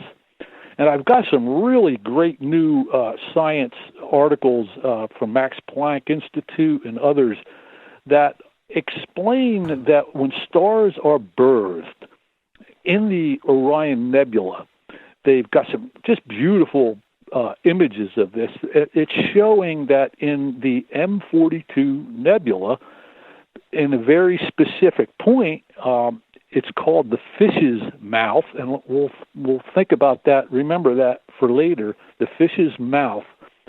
There are stars being ejected, newly birthed stars, and they're actually coming out in chains. Like you have an older one, and then a younger one, and then a younger one, several in a row. But they're separated by long. This is a very long distances that we're looking at, but that point right there is 440 parsecs in distant, and it's not an accident that the Great Pyramid base length is 440 royal cubits. There's no accident. Right, but anyhow, this spiral, what they were doing is mapping this plasma spiral that comes out of the nebula that is like a filament of electrical magnetic ionized plasma trail, let's say. This literally is the path. I'm quite certain of it, and I want to get together with some astrophysicists or somebody, hopefully maybe even somebody listening tonight can get me set up with a good astrophysicist. And I have this mapped out in 2D, but I want to put it in 3D. In some software and check all this. But what I'm claiming here is this is the path of our sun. Wow. That's our trail.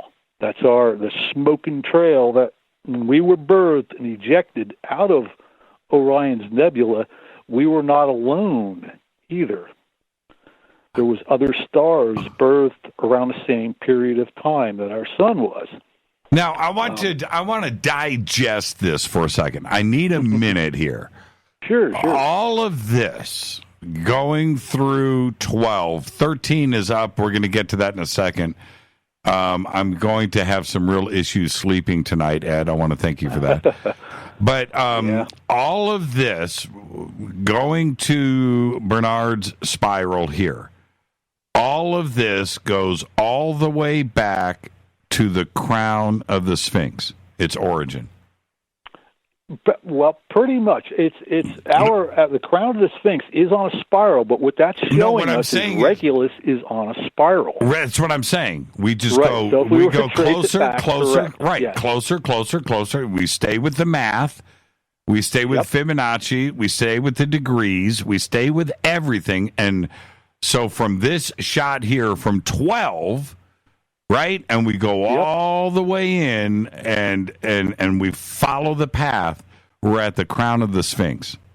Correct. That ain't right, man. it's what they were telling us. They were showing this and it's actually, once you get your head around this, it is the most beautiful, awesome, profound. Oh man, I don't have the words for it. I don't either right now. I don't either. I feel like I took a bong hit at 8 a.m. You know, that 8 a.m., when you were in college, right? That 8 a.m. bong hit where you're high for 16 hours. Yep. That's where I'm at right now. This is incredible. This is incredible. I'm really happy to share it and talk because I feel like I sit here myself working on this and I'm like, oh my God. Oh, this is incredible. Okay, let's go to 13. So, I've got 13 up right now. Okay, so now 13, what we've done here is we've taken that same image we were looking at, we zoomed in a little bit, and we overlaid the satellite image. It might be a little premature because the next one will explain a little bit more, but when I was talking about our path of the sun, right, that's not the only path there. There is actually 3 spirals involved in this, and that can you see the faint blue spiral in there? Yep. That is the path of the Pleiades. And if you see how that rectangle and where that how that works with that the quarry line cut there? Yep. Can you see that angle right there? How it's exactly on that blue line? Yep. That makes up the spiral. Yep. I'm looking at it. Yeah. So that there, and there's a very precise reason that other spiral is at that angle, and they give it to us clearly in the instructions. And if you follow that spiral around, it goes right to the Pleiades. I'm following it. Yeah. Wow, man.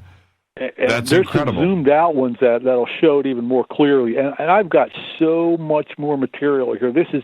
I was just trying to pick a few images that can get this across. I know it's a very complex thing to try to get your head around, but I'm doing the best I can with the amount of time and images that we have. But anybody who wants to know more about this, I've got some stuff up on my website there. There's a few links that'll explain this a little bit clearer, and I do have more material I'm going to be coming out with. Okay, let's go to 14. 14. Okay, now here is a zoomed out. We can see Orion there. We can see that red spiral. That was the one we were looking at with Barnard's Loop. See it, that right? Is with us. Now, the white spiral there actually is associated with Sirius. If you can see Sirius at the top, kind of the top edge there, how that white line, the white spiral, goes right by the star Sirius. Mm-hmm. Okay? And then that blue spiral goes around and goes to the Pleiades, to the right-hand corner there. And we can see the red line is the ecliptic there, and we can see that's a constellation of Taurus, where the Pleiades is. But I want you to take a look and see the constellation of the twins. That's Gemini. Can you see that there in the ecliptic there? I do. I'm looking at it. Okay. Can you see how the feet of the twins are on that spiral? Yes. That blue spiral. Yep. And the heads of the twins are on the red spiral. Mm-hmm. This is so amazing. To be, and I take no credit for this. This is somebody else left this map. I'm just kind of reading it. But if we look above the twins there, and that constellation with the yellow dotted lines coming out of it, yep, that constellation is called Mon-Thursday. And if you break that down, mono means one. Or in geometry, that would be a center or a point, like the point of a compass or whatever. Mm-hmm. And Ceros means multiple. So what Mon-Thursday, literally the name of that constellation, means multiple centers. And if you draw a line on those 2 points, one point's at the center of our spiral, and the other points directly to that point that we viewed on the horizon and the sun in that smaller circle within that spiral.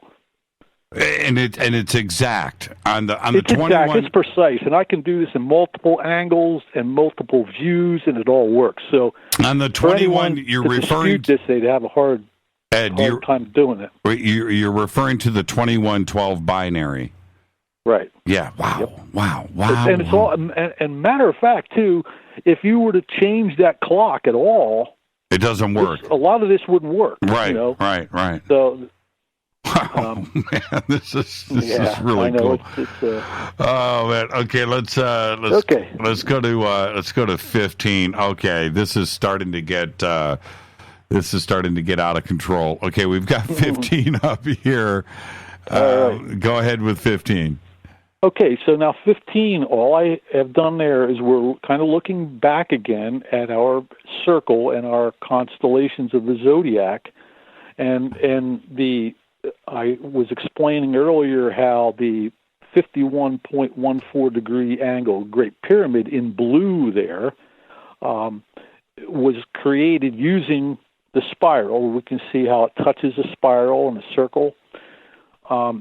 If we use that as an elevation view of the Great Pyramid, in other words, if we slice the Great Pyramid, if we were standing to the east of the Great Pyramid, and we were looking to the west of the Great Right. west at the Great Pyramid, and it was sliced right in half. Right. That's what we would see. We would see inside there. We would see there's the Grand Gallery. Okay. Well, the Grand Gallery was created with an alignment, and that alignment goes drawing a line from our sun that we saw on the horizon, and if we draw it right straight back and connect that line to Jupiter, which was across the other side of the circle, and that Jupiter is lying in the horns of the bull. Got it. Taurus. Yeah, I got it. Yeah. I got it. So does everybody else. That angle right there is 153 degrees, like our 259.2 degrees. This is 153 degrees, that angle, which creates the angle of the Grand Gallery, and it's no accident that the Grand Gallery is about 153 feet in length, and there are 27 notches that are in the Grand Gallery. That it's been a very curious thing. Why are these 27 notches there?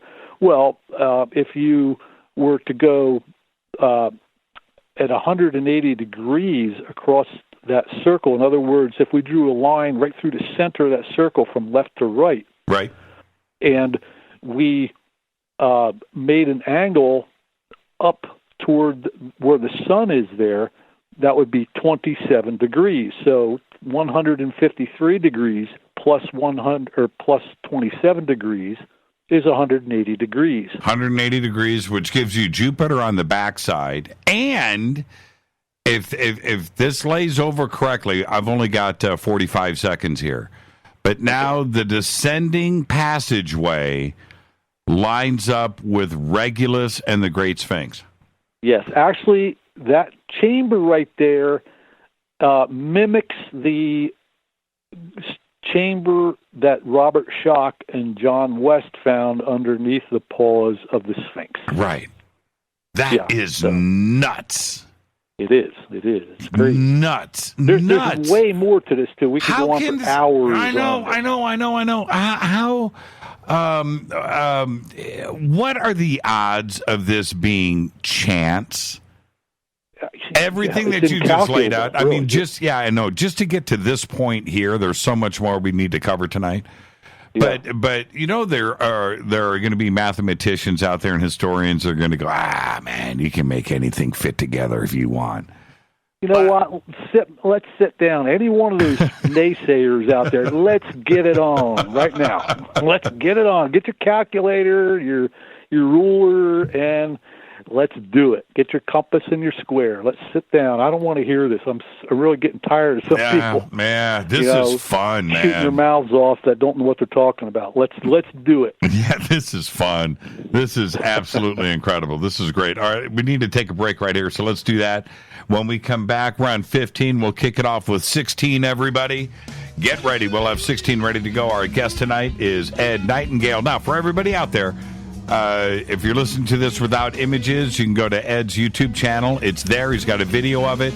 It's in Twitter, and we'll have a video up on YouTube. This is Faded Black. We'll be right back. Hi, everybody. This is Rob Halford, the Metal God, on JimmyChurchRadio.com.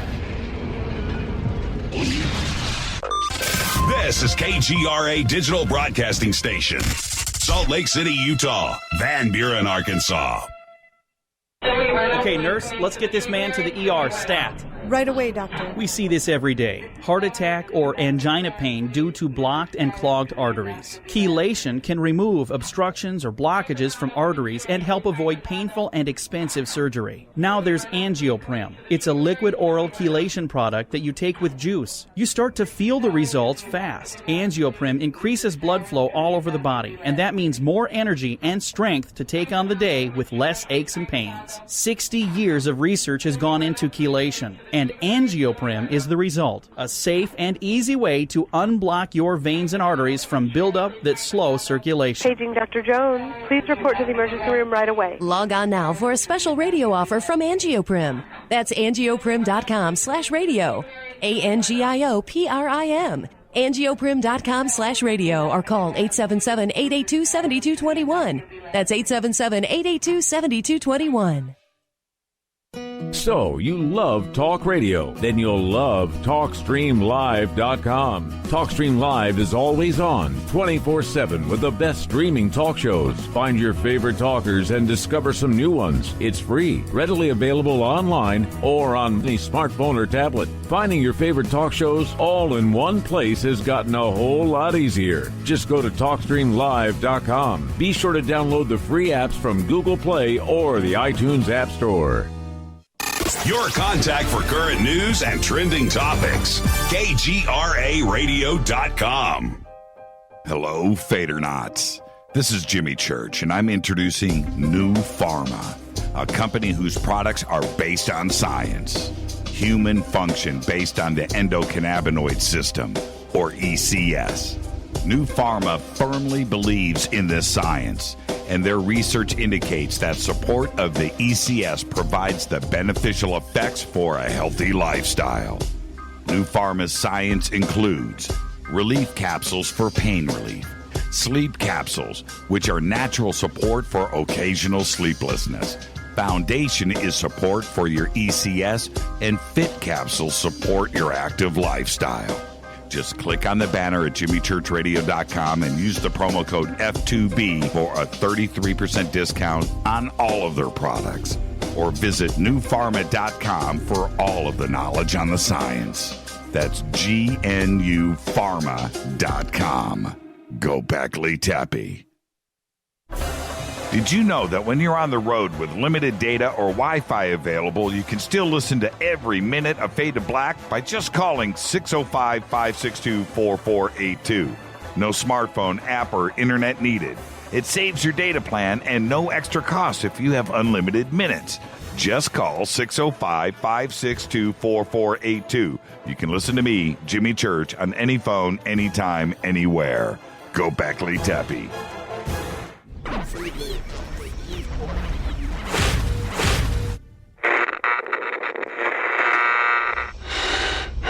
You want to know a secret? I love ponies. I really love ponies. I'm serious. I couldn't stay sane without ponies to brush. Why Fade to Black? Because you never got that pony, damn it. This is Fade to Black with Jimmy Church on the Game Changer Radio Network and KGRA, the Global Radio Alliance.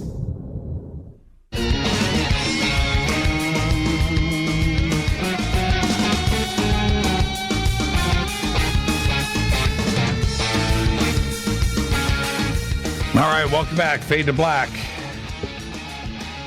Yeah, I just posted up on Twitter. You know, my mind is blown. Ed Nightingale changing the world. We're doing it tonight here on the show. All of the images that we are talking about, yes, they are up in Twitter. This is the live broadcast, so you can go and look at everything live in Twitter. It's right there, hashtag F2B. And for everybody else that's listening to this in the archives, you can go to Ed's YouTube channel, and he's got a video of the images up there. If you are listening on YouTube right now, well, then you're following the images just fine. Ed, I don't know what to say, but so let's continue. I don't want to run out of time.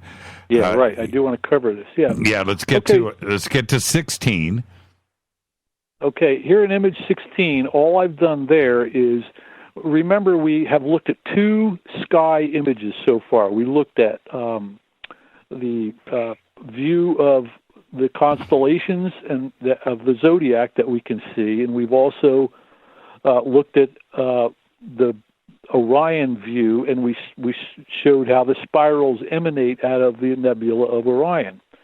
Well, in that same constellation view that we were looking at, we can also see Orion in that same view of the zodiac constellations. If you can see over to the right of the Sphinx, basically, you can see Orion there with the spirals are now placed on that view. So we can see the spirals emanating from Orion. Our red spiral goes around and actually intersects the sun on our horizon, our initial view where Ophiuchus is. That's the red spiral. Right. If we look at the white spiral, we can see how that goes around. It goes right by Sirius, and then it also goes to the center of our ecliptic view, which would be the sun, because technically the sun is at the center of the circle. We view it on a horizon, but technically it's at the center. So that white line passes right through the center of the sun. The blue spiral wraps around and goes right through the constellation of the Pleiades. Pleiades, star cluster to Pleiades. Right. Okay, so that's what we're looking at here. Just showing the spirals as they are viewed in this zodiac view. Or the now, okay, now there's also something interesting here, because you've also got the new chamber that has been discovered above the Grand Gallery, and that red line is going not only through the bottom of it, but at the same angle. Yes, exactly. So what I'm showing here is that those new undiscovered chambers are mapped out precisely in this image. And not only that, there's another chamber. If we look, let's look at the center of the circle and drop down just below that, and we see that yellow line that goes from left to right. Is that the other chamber that they discovered last year with the... Yes. Oh, that's the first... Oh, you've got to be kidding me. Not only that, if you look at the right edge of that where that yellow line goes and where it intersects the outside edge of the pyramid, I don't have images here. I just have too much to show, but there's huge chevron stones that you can see on the north face of the pyramid where they tried to get into the pyramid, and they expose those big stones that have angles on them. They look like another... they're on an angle, but anyhow, that line right there, that yellow line, goes to where those chevrons are. It also is a direct line that goes through the star Polaris and the Pleiades. So what that's showing is that we are indexing now the Pleiades and the Polaris are at a perfect line directly from the east or from the left to the right on our image here. Right. That's a line. Now, if we drew a line from the Pleiades to the sun, if you can see, there's a light blue line that goes from the Pleiades up to the sun. Can you see that? Yep, I'm looking at it. Okay, that is 23.5 degrees. Wow. And not only that, if you go to the bottom left corner of the image, the square, and you see that blue line that goes up to the sun. To the horizon. Right to the horizon there. That is 23.5 degrees. So that's a 90-degree angle between the corner of our template to the Pleiades, the horizon, and Polaris. And there's even more. There's some more mind-boggling stuff there's a very direct connection between the 23.5 degrees of our tilt axis and Pleiades. And this is one of the reasons why I need to get this in front of an astrophysicist with some software where we can develop this, because there is no accident of our pole being at a 23.5 degree angle. I could get way into that, but we won't deal with that tonight. Just to put that in your thoughts there. Now we've got the next overlay, which is 17, is a photograph of the Grand Pyramid, again overlaid. I'll let you go ahead, and we've got all of the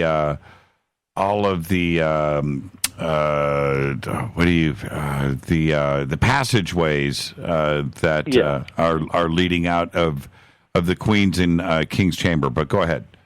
Correct. Yes, this is just an image that the Scanned Pyramids released, showing the position of the voids and the interior of the Great Pyramid, which I just overlaid on my work to show how this all lined up. That's just a little clearer picture for everyone without all the lines and stuff to confuse you, but you can see there where these chambers are. And again, we covered the one that goes on the angle, and we can also look and see there's another one over to the right, which is again the passageway that leads to the Queen's chamber is directly in our template, passing through the star Polaris and going to the Pleiades. So the chamber, or the passage to the Queen's chamber, goes directly between Polaris and the Pleiades. Pleiades. I'm looking at it here. And the chamber and those chevrons. Wow, that is crazy. And let's talk. We talked, or you were talking with Laird. I listened to the show. That was great, by the way. Laird's a great guy. Yes, he is. The southern shaft of the Queen's chamber that Rudolf Gattenbrink put Upawatt up, that chamber, if you look a little closer, we'll do that another image here. That points directly at our view of Ophiuchus on the horizon on December 21st, 2012. And if we look on that same side, the southern side, the shaft that goes out of the King's chamber goes directly and points to the division of the circle. If you were to divide the circle by 8, that line, it's a 45-degree angle. If you followed that line from the King's chambers directly all the way, it would exactly line up with the corner of our square template. Let's go to 18. So, yes. 18. 18 is just a little clearer image there. We just pretty much covered that one. Yeah, hold on for a second. I'm getting behind here. Rita's jumping ahead of me. Okay, so I've got 18 up now, everybody. Okay, so say that again. That's about 18. 18 is just a little bit. What I did was just made it a little less transparent. The last image overlay, so we can see a few more of those alignments. Everybody that's really interested in this, I want you to take your time after the show and whatever, and really study the geometric relationships here. You don't have to know what it is. What's most important is that you can see the geometric relationships. Polaris. And then, once you understand that, the rest of it it'll come to you. You'll see. Polaris and the Pleiades are smack on. Yeah. There's no doubt about this. I'll challenge anybody, anytime. Like I said, there's a lot of skeptics out there that tell me, I hear it, too often. Oh, you can do anything with numbers. Well, again, I'm going to put the challenge out right now.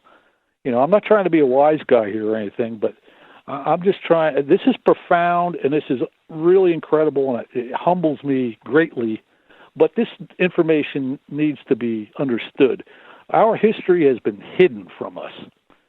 And there's people that know about it, and I'm really just about tired of it. And I'm showing what's going on here, and you can believe it if you want. If not, that doesn't really matter to me. But here it is, and if you think this is all coincidences, I have a bridge I'd like to sell you. Yeah, right. Let's. Sorry, you're right though. You're right though. You're right. It needs to be stressed in those terms. I'm with you. Yeah. Okay, let's jump ahead to 19. Okay, 19 is basically showing the image. Now, if we see that bright blue and yellow and red, that is our footprint of the Great Pyramid. And that is a view of the scan that was done on that north face there. And if you notice the red spot there, this is void. A plan view, the plan view of the scanned image that they found another void. Right. So at the center of that red point there, that intersects in, it intersects not only the 153, there's actually 153 degrees. It intersects that in Jupiter with the one from Jupiter to the Sun. It goes directly through that. It also, if you look from the bottom left corner, that angle, that yellow line that goes up and it goes right through, again, the Sphinx.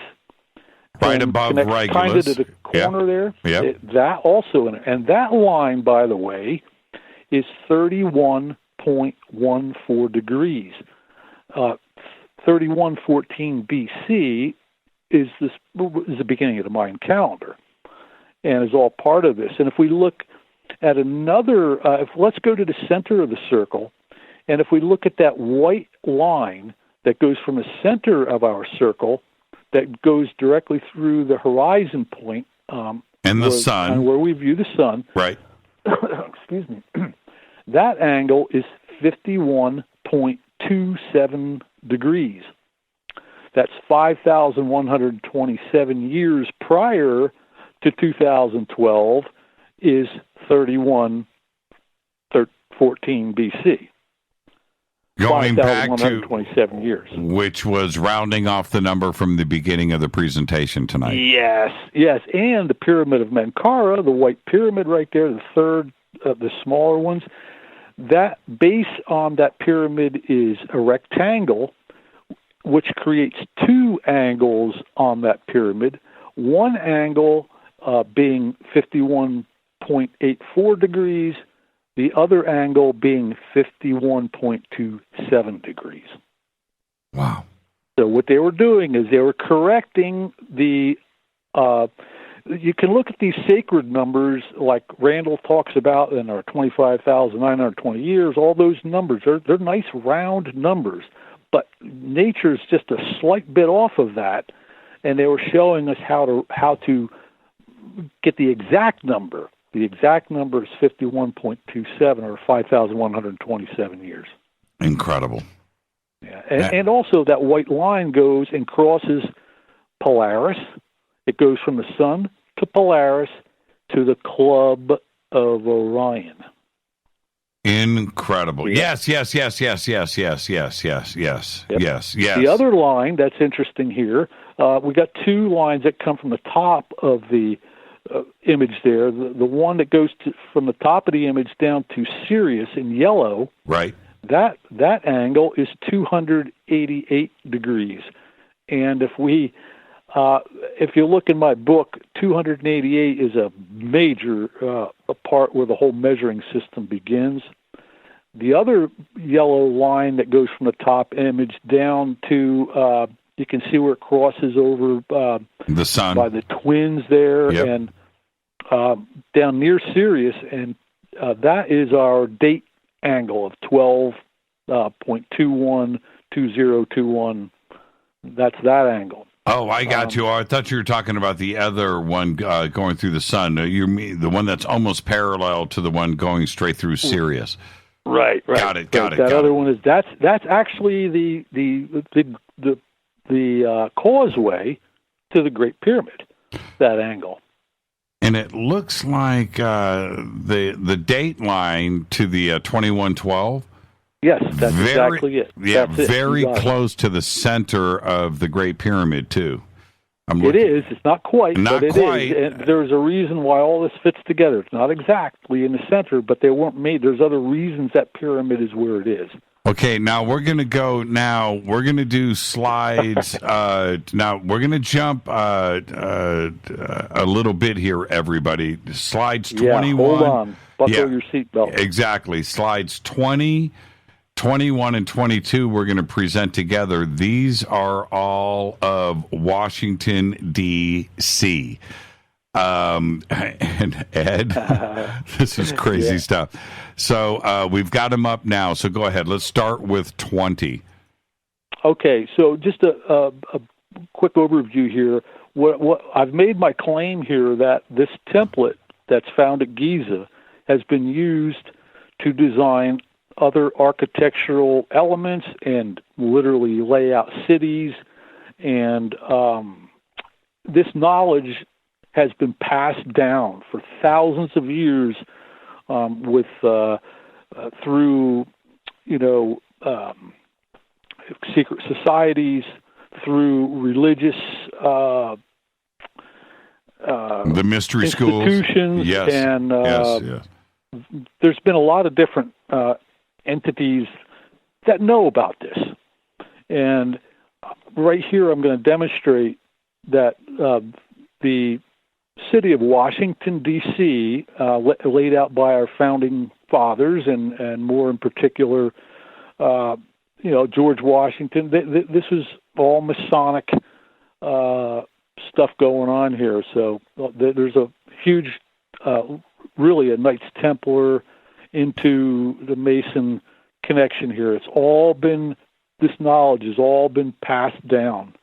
Now, the orientation, let me just help everybody out here.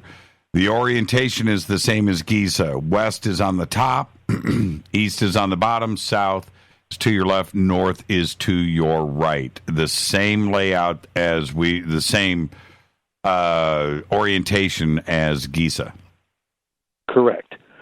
So we're going to keep this all oriented exactly the same so we can overlay this. Now, what's really interesting, it's a 10 by 10 mile square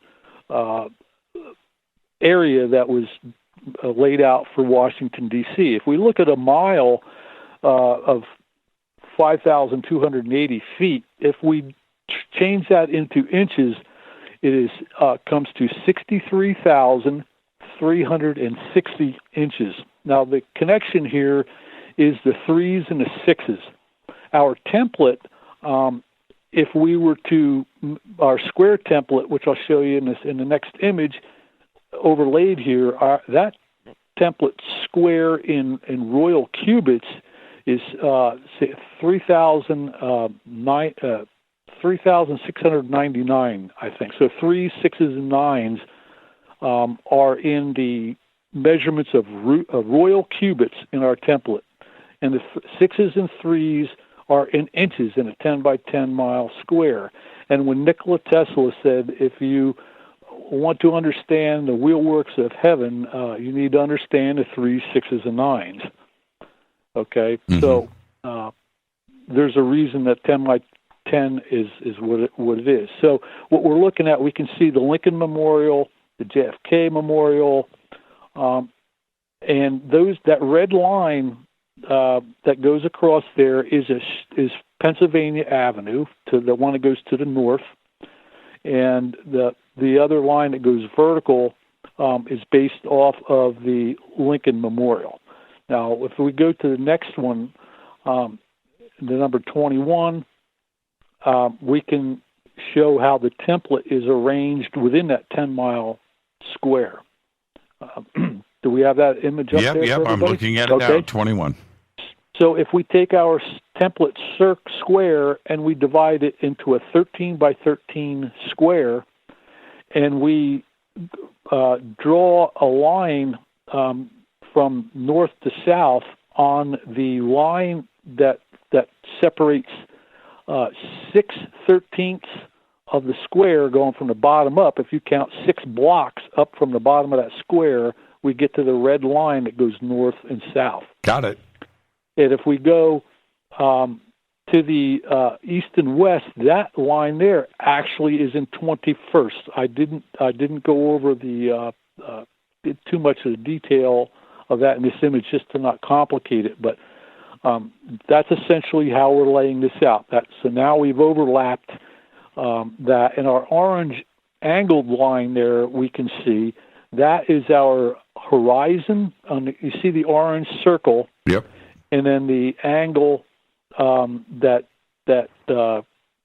goes there is our 153-degree angle that we established earlier. Right. That goes to the sun or horizon. Right. And so now let's and to get to the 13, because this is a 13 by 13 square in grid, I should say, a 13 by 13 grid inside the 10-mile sides, right? Yep. Right? Okay. Yep. And then you get the 13 grid, 13 by 13. Now you have that circle that fits, its diameter is the 13 grid square. Correct. You got it. Okay. And divided up into what is what are the degrees here? 1, 2, 3. There's 13 segments of that circle, too. The circle's divided by 13, and the square is divided by 13. There you go. Okay, and I see Orion, I see Sirius, I see the star map overlaid. And now let's go to, and here we go. Everybody's already talking about it. Have you seen 22, man? Have you seen 22? Let's go to 22. Okay, so there's 22. That's zooming in. We're zooming in now on our circle and our square. And we can see that line that divided the 13 there, that I said it was Pennsylvania Avenue. We can see that the White House is right where, basically by Polaris there, and it's on our angle. That's the 51-27-degree angle that goes from the sun through the center of the circle, through the White House, to the Club of Orion.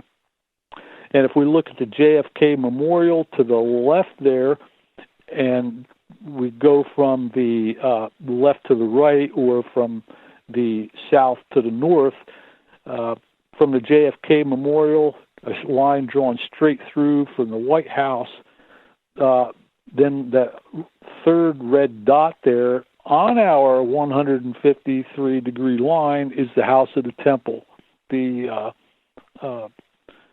Temple of the... This is crazy.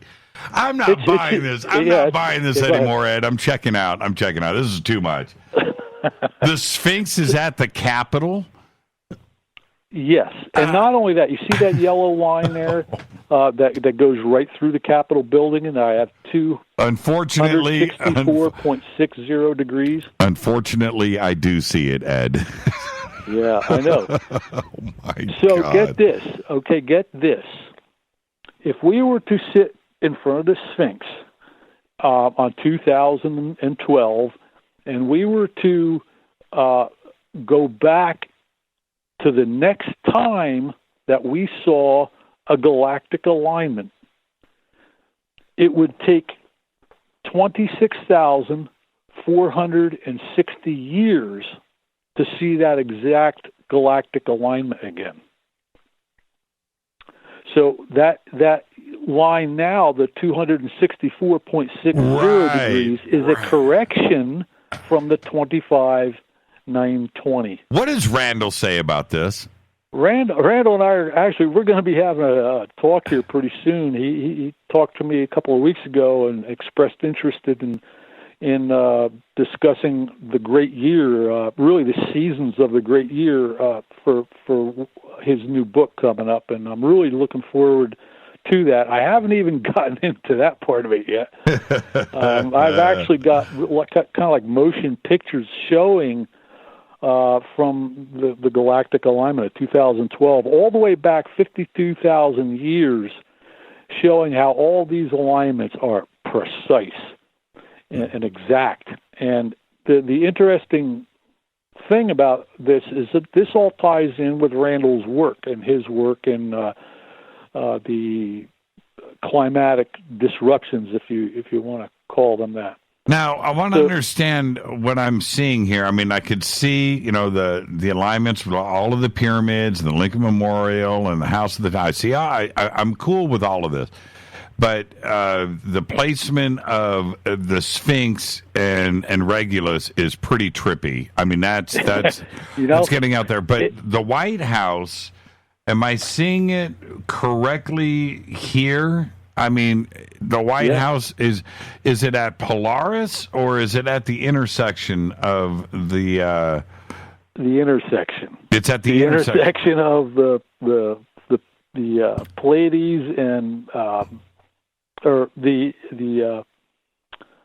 51.27 degree angle that goes from the sun down through the White House through the Club of Orion, the 51.27 They all intersect. intersect. They all intersect at the White House, is what I'm saying.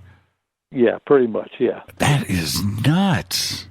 Yeah, and if you want to see something, I'll share this with you whenever you want. You want to give me a call sometime, I'll share it with you. Let's look at. Well, I got to take. Hold on, I got to take a break right here. Let's take a break.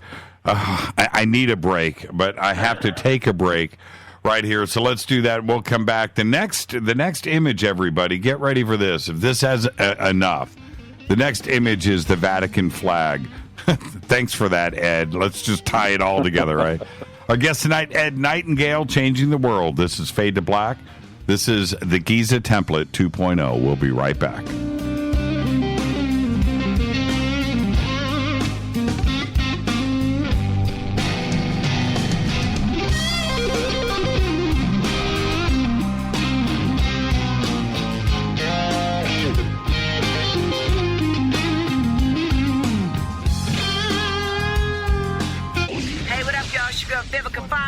And you are listening to my boy, Jimmy Church, on JimmyChurchRadio.com. Despite popular opinion, reading a book will not make you smarter. But listening to Jimmy Church will. So you went to dinner last night, you had your favorite pasta. Ugh. Or maybe you had a heavy, spicy meal and it left you. Ugh. Get the tea.com. Maybe you mowed down a huge steak and your plumbing is all plugged. Ugh. Get the tea.com. Our super strength tea will take care of your occasional. Ugh. It's all organic and non-GMO. Get rid of. Ugh. We have so many great supplements, but our super tea is number one. GetTheT.com. That's GetTheT.com. So, you love talk radio? Then you'll love TalkStreamLive.com. TalkStream Live is always on, 24/7 with the best streaming talk shows. Find your favorite talkers and discover some new ones. It's free, readily available online or on mobile with any smartphone or tablet. Finding your favorite talk shows all in one place has gotten a whole lot easier. Just go to TalkStreamLive.com. Be sure to download the free apps from Google Play or the iTunes App Store. When you take the beans from Central America with dashes of Indonesian and African mixed in and then roast it to the dark side of fade to black, you create the ultimate brew of fringe. Introducing the Fade to Black blend from Rivermoon Coffee. Yes, Rivermoon's darkest customized roast was created for the love of Fade to Black. The alchemy of masterful roasting and smoking the beans is in every sip of this full-bodied, dark Java. I need my coffee dark, deep, with distinct bittersweet chocolate highlights, just like the bunker. Leaning further into the darkness of the roast is Fade to Black blend from Rivermoon Coffee. Just click on the banner at JimmyChurchRadio.com and use the promo code F2BBLEND for 15% off of your order today. Go Beckley Teppy. Hey, can we talk about something serious for a minute? Your age. Getting old has its perks. But remember, being a few years younger, you know, your hair was thicker, you didn't have so many wrinkles, that extra weight wasn't haunting you, and you just felt better. Well, we can't turn back the clocks and go back 10 or 15 years, but you can start feeling and looking 10 or 15 years younger with Nature's Youth RSF. It's a doctor-formulated daily supplement that helps your body maintain its peak performance and fight the aging process. Imagine sleeping better, looking better, and feeling better. See how Nature's Youth RSF has helped thousands of people just like you at naturesyouth.com. naturesyouth.com. The holidays are coming. Imagine how it will feel when your family and friends are asking you what you did to look so good. Your secret will be Nature's Youth RSF. It's time to start looking better and feeling better. Learn more and order your Nature's Youth RSF at naturesyouth.com. That's naturesyouth.com. Erica, Brittany, Gabby, and you're listening to JamieChurchRadio.com. It's not a lifestyle we chose. We were born this way. KGRARadio.com.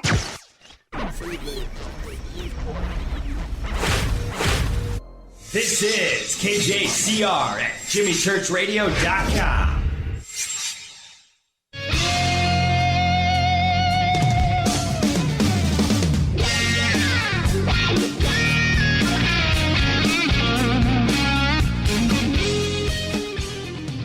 Welcome back, Fade to Black. Our guest tonight, Ed Nightingale, changing the world. I'm going to watch this video so many times. I'm loving every minute of it. Ed, okay, we're at the Vatican flag. So just to a slight recap here, we have gone from the crown of the Sphinx through the universe to Washington, D.C., now we are on the Vatican flag, and we are going to do an overlay here. Go ahead and just. Okay. I'm watching. Okay, I'm watching. The timing. Oh, go ahead. Sorry. I'm watching Twitter, and you've messed up a few lives tonight. I'm just letting you know. Sorry, right I apologize. All right, it's the truth, man. Sometimes the truth isn't easy to swallow. No, it's not. Honestly, it is not. Okay, here we are, the Vatican flag. Okay, so the Vatican flag. I have said all along that this knowledge has been passed down and used in architecture. And here we're looking at heraldry or flags. So I'm not going to spend too much time on this one, but the main gist of this is that on the flag are the keys to the kingdom. There's a set of crossed keys there, and those keys are on an angle of 51.27 degrees. So that angle of where our sun on the horizon is makes up the angle of the keys to the kingdom. And we can go into way more detail, but we really don't have the time for that. But you can look at it and you can see the different geometry used to create the flag came directly from this template. This is incredible. And you know, you just go back and you think about Washington, D.C., and then you go back to the Giza Plateau, and of course you go to the constellations, and you've got the sun in the middle with the horizon, and everything lines up the same way. Yeah, it's there's no accident to this, and it's very logical and simple if you really think about it.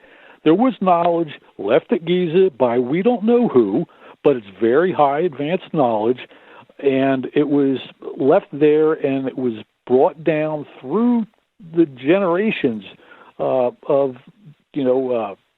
teachers, secret societies, religious factions, and whatever. They know this.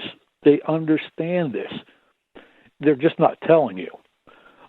So the bottom line is here, and if anybody has any questions of this, I know I'm probably going to get some flack from this, but before you get too excited about this to try to disprove what I'm saying, I can just tell you that I've done the same thing with this geometry on all the Pope's crests.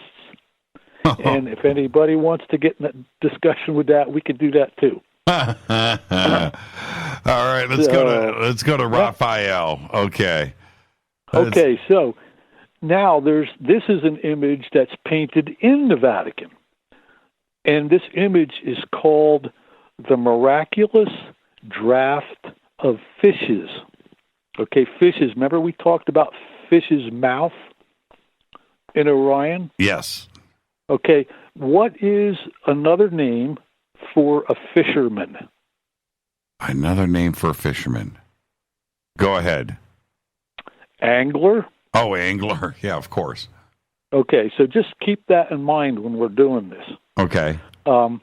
So this painting is of a picture of the parable of Jesus, of the miraculous catch of fish, and the amount of fish that were caught in the net that Jesus told his disciples they were not catching any fish. And he told them to take a net and throw the net to the right side of the boat, kind of like we were spinning those spirals out. If you can imagine taking a net and throwing it in a spiral to around the boat. The catch of fish numbered 153. Okay, so now let's look at this painting and look at the precision of this painting. And I want to look right by the number 24 at the corner of that painting, the upper left corner of the painting. Right. That is the intersection where the 51.27 degree line touches. So literally the size and scaling of this painting came from its width was created by the width of the template, and the height was created by the angles of 51.27 degrees. And you really need to spend some time and look really closely. Everybody that's listening, take some time and look. And I want you to just count the number of times that the geometry works with the figures and the placement of the figures, and it's just mind-boggling. Yeah. So the person, Raphael, one of the great artists, they were using this template to create these paintings, literally hiding the geometry and the knowledge within paintings. Just as they did in architecture, they're doing it in paintings. And Raphael was not the only one. I've looked at Michelangelo. I've looked at Leonardo da Vinci. Matter of fact, up on my YouTube channel, I have a short, quick little video overview of precisely recreating the Mona Lisa painting with this geometry.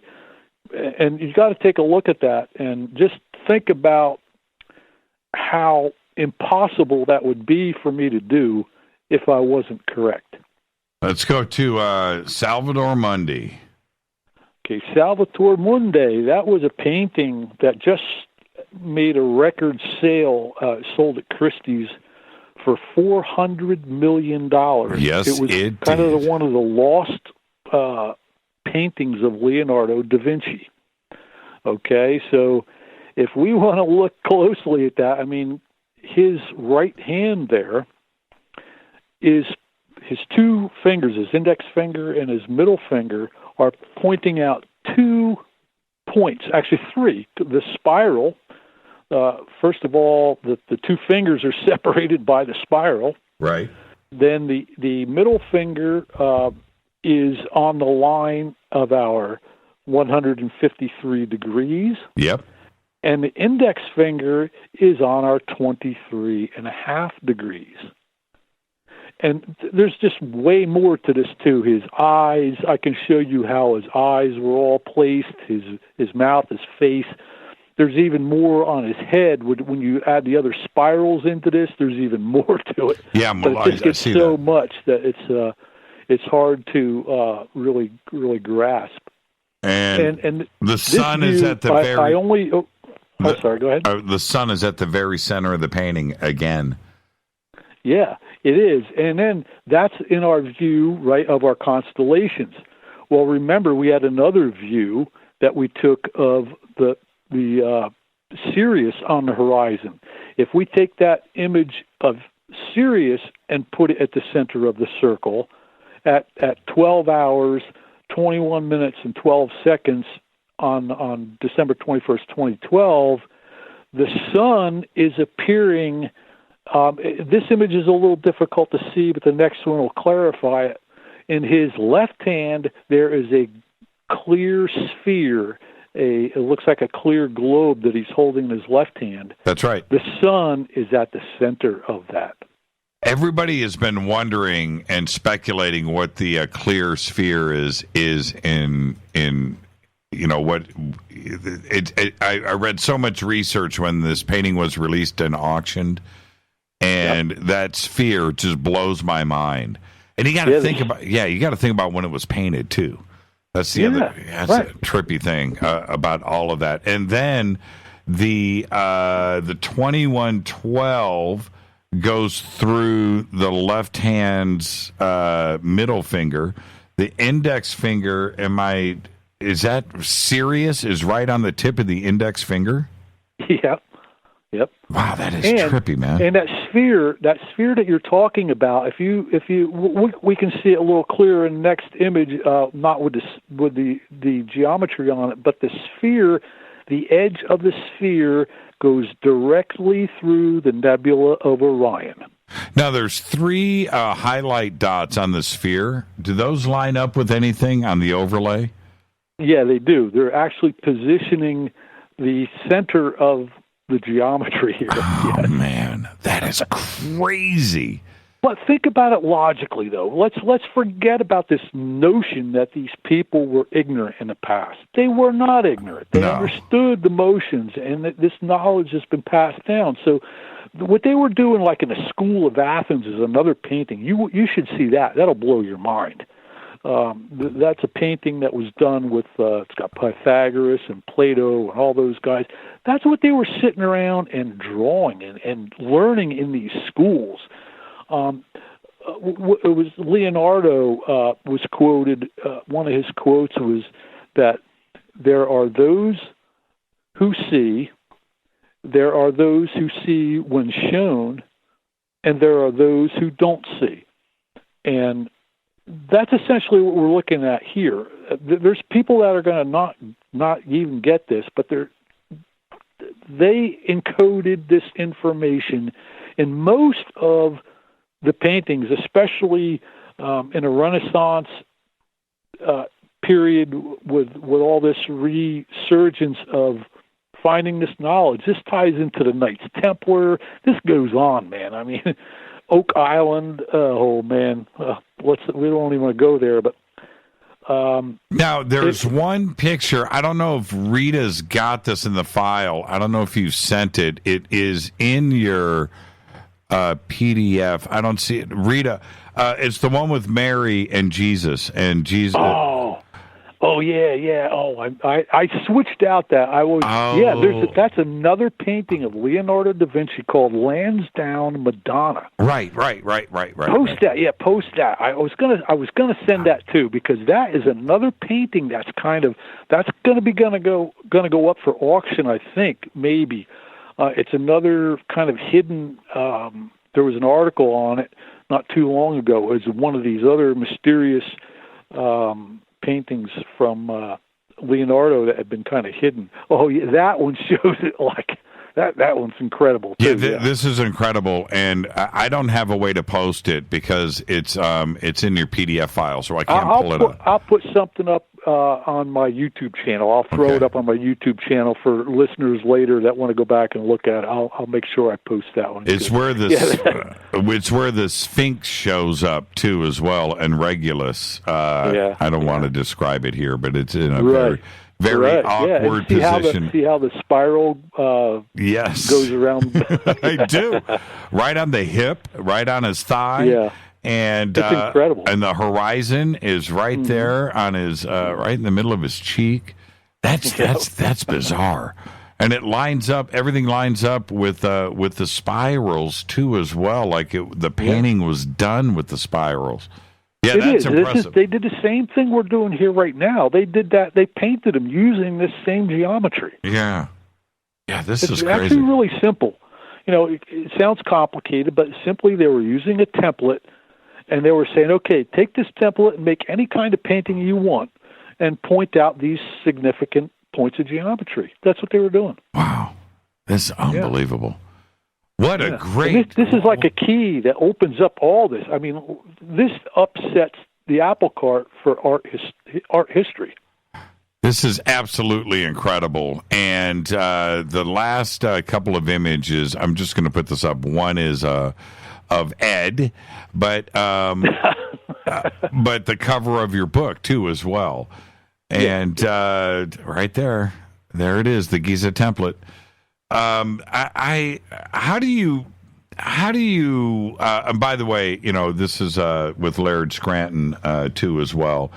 How do you start to digest the significance of this? I know we talked about that all night, but this is pretty heady stuff, and it is beyond. You could debate this for fun. Okay, I get that, but it is what it is. You can't change what. Right. I could put this down on the table and walk away and let any mathematician, geometrician, any scholars that want to look at this, I challenge them. I don't mean that in a bad way. I actually want somebody to try to poke holes in it. If there's anything I've got wrong, please correct me. But this information stands on its own. It doesn't need me to back it up. It doesn't need theories. It is mathematical, geometrical, celestial, astronomical, calendrical, or calendar. It's there. And the math side of it. What were you like with math as a kid? Actually, I'm going to be right straight up with you. I only took general math in high school. When I was in high school, man, I didn't care. I thought that they were just teaching me a bunch of crap. Right. And I was into rock and roll and having some fun, and I didn't even care. I took general math, period. I did not take calculus, algebra, nothing. I've learned this all on my own. I've been a woodworker. I love woodworking, and I measure, and I love designing architectural millwork and doing carving, geometry, measuring. I use measure in my whole life in my work, and I just had a passion for that. Woodworking and numbers and math, and it just fit perfectly into Giza and its geometry, and allowed me to do this. And kind of a profound incident in my life changed my whole path and got me onto this Giza thing. And I made a promise 22 years ago, a very serious promise, that I was going to figure this out and get to the truth and seek truth. That is really what this is all about. It's not about me, not really even about figuring out Giza. It's about figuring out the truth in our history. I'm aware that they're hiding our history from us, and that is dangerous. Hiding history is dangerous. For those who forget history, you're bound to repeat it, and that goes. Man, I can't stress that enough. What's going on today in the whole thing that's going on in the world today, folks,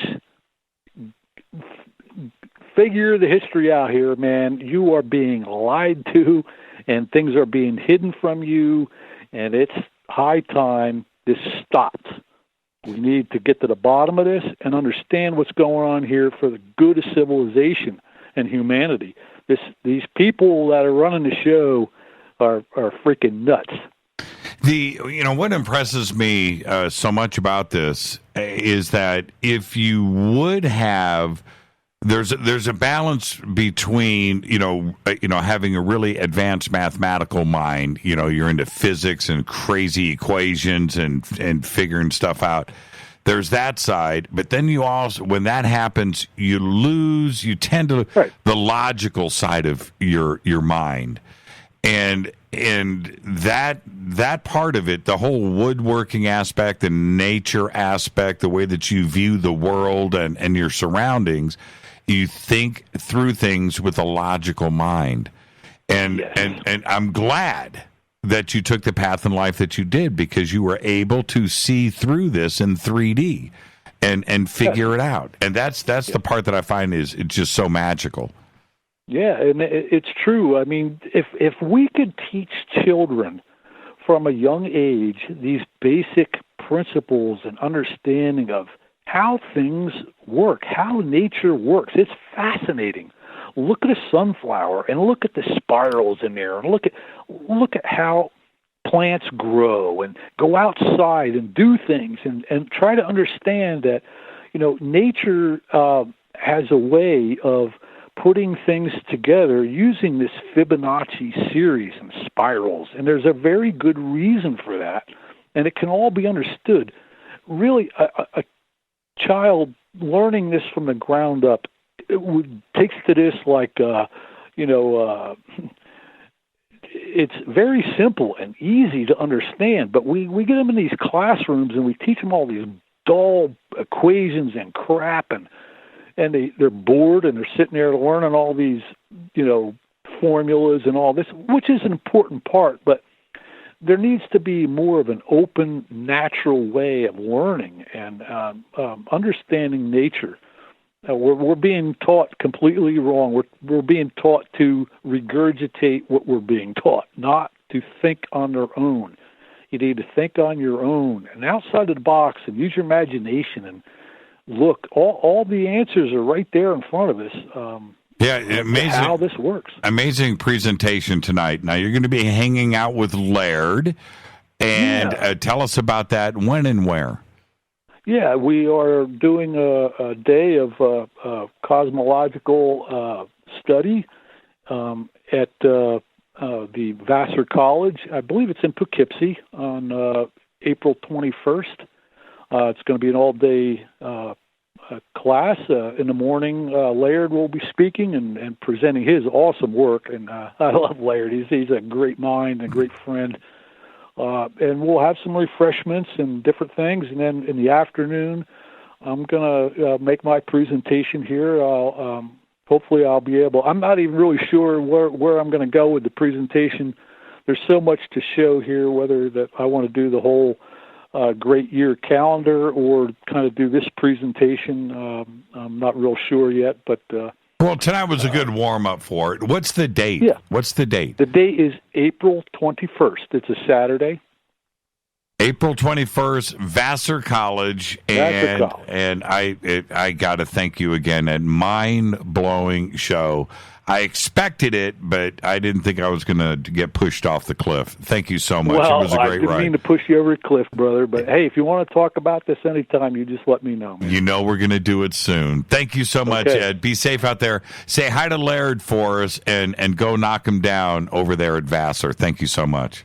Will do. Thank you, Jimmy. You got it. Ed Nightingale. Bye. Good night, Ed. Ed Nightingale. What a presentation tonight. We'll have all of the images up. We'll post a video tomorrow up on YouTube, which will have everything. And if you are listening, again, to this show and you're wondering where the images are, you can go to Ed's YouTube channel. There's a video there. You can go back to our F2B on Twitter. We'll have them there, and I'll see if I can get Drew to get them up on Ed's page on jimmychurchradio.com. Amazing show tonight. I want to remind everybody, tomorrow night is Fader night. We will have John Rappaport here with his No More Fake Newsroom Live. And then Friday, I'm over hosting at Coast to Coast. My guest will be Matthew Ryan. And Saturday, I'm hosting over at Coast to Coast. And my guest is Emery Smith. And with that, this wraps another episode of Fade to Black. What a great week on the show. It doesn't get any better than Fade to Black this week. Fade to Black's executive producer is Rita Camarion. Show is produced by Hilton J. Palm, Renee, Dennis, and Bob. Announcers are Steve Harder, Gene Vitoa, Mark D. Kovar. Webmaster is Drew, the Geek. Music, Doug Aldrich. Intro, Spaceboy, spaceboymusic.com. Fade to Black is produced by KJCR for the Game Changer Network, and syndication is KGRA, The Planet. This broadcast owned and copyrighted 2018 by Fade to Black and the Game Changer Network. It cannot be rebroadcast, downloaded, copied, or used anywhere in the known universe without written permission from Fade to Black or the Game Changer Network. I'm your host, Jimmy Church. Follow me on Twitter at JChurchRadio. Until tomorrow night, Fader Night, open lines all night long. John Rappaport is here. I want everybody to be safe.